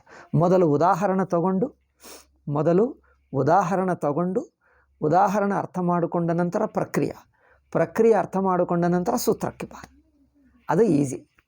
That's A direct method. ಇಲ್ಲದಿದ್ದರೆ ತುಂಬ ಕಾಂಪ್ಲಿಕೇಟ್. ಎನಿವೆ, ಇದು ಇಲ್ಲೇ ನಿಲ್ಲಿಸಿಬಿಟ್ಟು ನಾಳೆ ಮೊದಲು ಉದಾಹರಣೆ ಕೊಟ್ಟು ನಂತರ ಪ್ರಕ್ರಿಯೆ ಹೇಳಿ, ಏಕೆಂದರೆ ಈ ಅಲ್ ಪ್ರಕ್ರಿಯೆ ಏನು, ಗುಣಾದೇಶ ಪ್ರಕ್ರಿಯೆ ಏನು ಹೇಳಿಬಿಟ್ಟು ಅದು ಉದಾಹರಣೆ ಕಂಪ್ಲೀಟ್ ಮಾಡಿ ಮತ್ತೆ ಸೂತ್ರಕ್ಕೆ ಬರ್ತೀನಿ. ದೆನ್ ಸುಲಭವಾಗ್ತದೆ. ಜನರಲ್ಲಿ ಅದು ಏನು ಮರೆಯ ಸಂಪ್ರದಾಯ ಹಾಗೆ ಆಗಿಬಿಟ್ಟಿದೆ. ಮೊದಲು ಸೂತ್ರ ಇಟ್ಕೊಳ್ತಾರೆ, ಪದಚ್ಛೇದ ಮಾಡ್ತಾರೆ, ಸೂತ್ರದ ಅರ್ಥ ಪ್ರಿನ್ಸಿಪಲ್ ಹೇಳ್ತಾರೆ, ಲಾಸ್ಟ್ಗೂ ಉದಾಹರಣೆ ಕೊಡ್ತಾರೆ. ಉದಾಹರಣೆಯಿಂದ ಪ್ರಿನ್ಸಿಪಲ್ ಅರ್ಥವಾಗ್ತದೆ ಹೊರತು ಪ್ರಿನ್ಸಿಪಲ್ ಅರ್ಥವಾದ ನಂತರ ಉದಾಹರಣೆಗೆ ಹೋಗ್ತಾರೆ. ಅದೇನೋ ಅದು ಸಂಪ್ರದಾಯ ಹಾಗೆ ಆಗಿಬಿಟ್ಟು, ನಾನು ಬೇರೆ ಪಂಡಿತರನ್ನು ನೋಡಿದೆ, ಎಲ್ಲರೂ ಹಾಗೆ ಹೇಳಿಬಿಡ್ತಾರೆ. ಬಟ್ ಎನಿವೆ ಇದು ನಾನು ಇಲ್ಲೇ ನಿಲ್ಲಿಸಿಬಿಡ್ತೀನಿ. ಮೊದಲು ಈ ಉರಣ್ ಏಕೆ ಬಂದಿದೆ, ಈ ಅಲ್ಲಿ ಏನು ಮೊದಲು ಹೇಳಿಬಿಟ್ಟು ಮೊದಲು ಉದಾಹರಣ, ನಂತರ ಪ್ರಕ್ರಿಯೆ, ನಂತರ ಸೂತ್ರ, ಹೀಗೆ ಬ್ಯಾಕ್ ಬರೋಣ. ಮುಂದಿನಿಂದ ಹಿಂದಕ್ಕೆ ಬಂದರೆ ಈಸಿ ಆಗ್ತದೆ. ಅದು ನಾಳೆ ಹೇಳ್ತೀನಿ. ಇವತ್ತು ಇಷ್ಟೇ ಸಾಕು. ಓಂ ಶಾಂತಿ ಶಾಂತಿ ಶಾಂತಿ. ಹರಿ ಓಂ ಶ್ರೀ ಗುರುಭ್ಯೋ ನಮಃ. ಹರಿ ಓಂ ತತ್ಸತ್.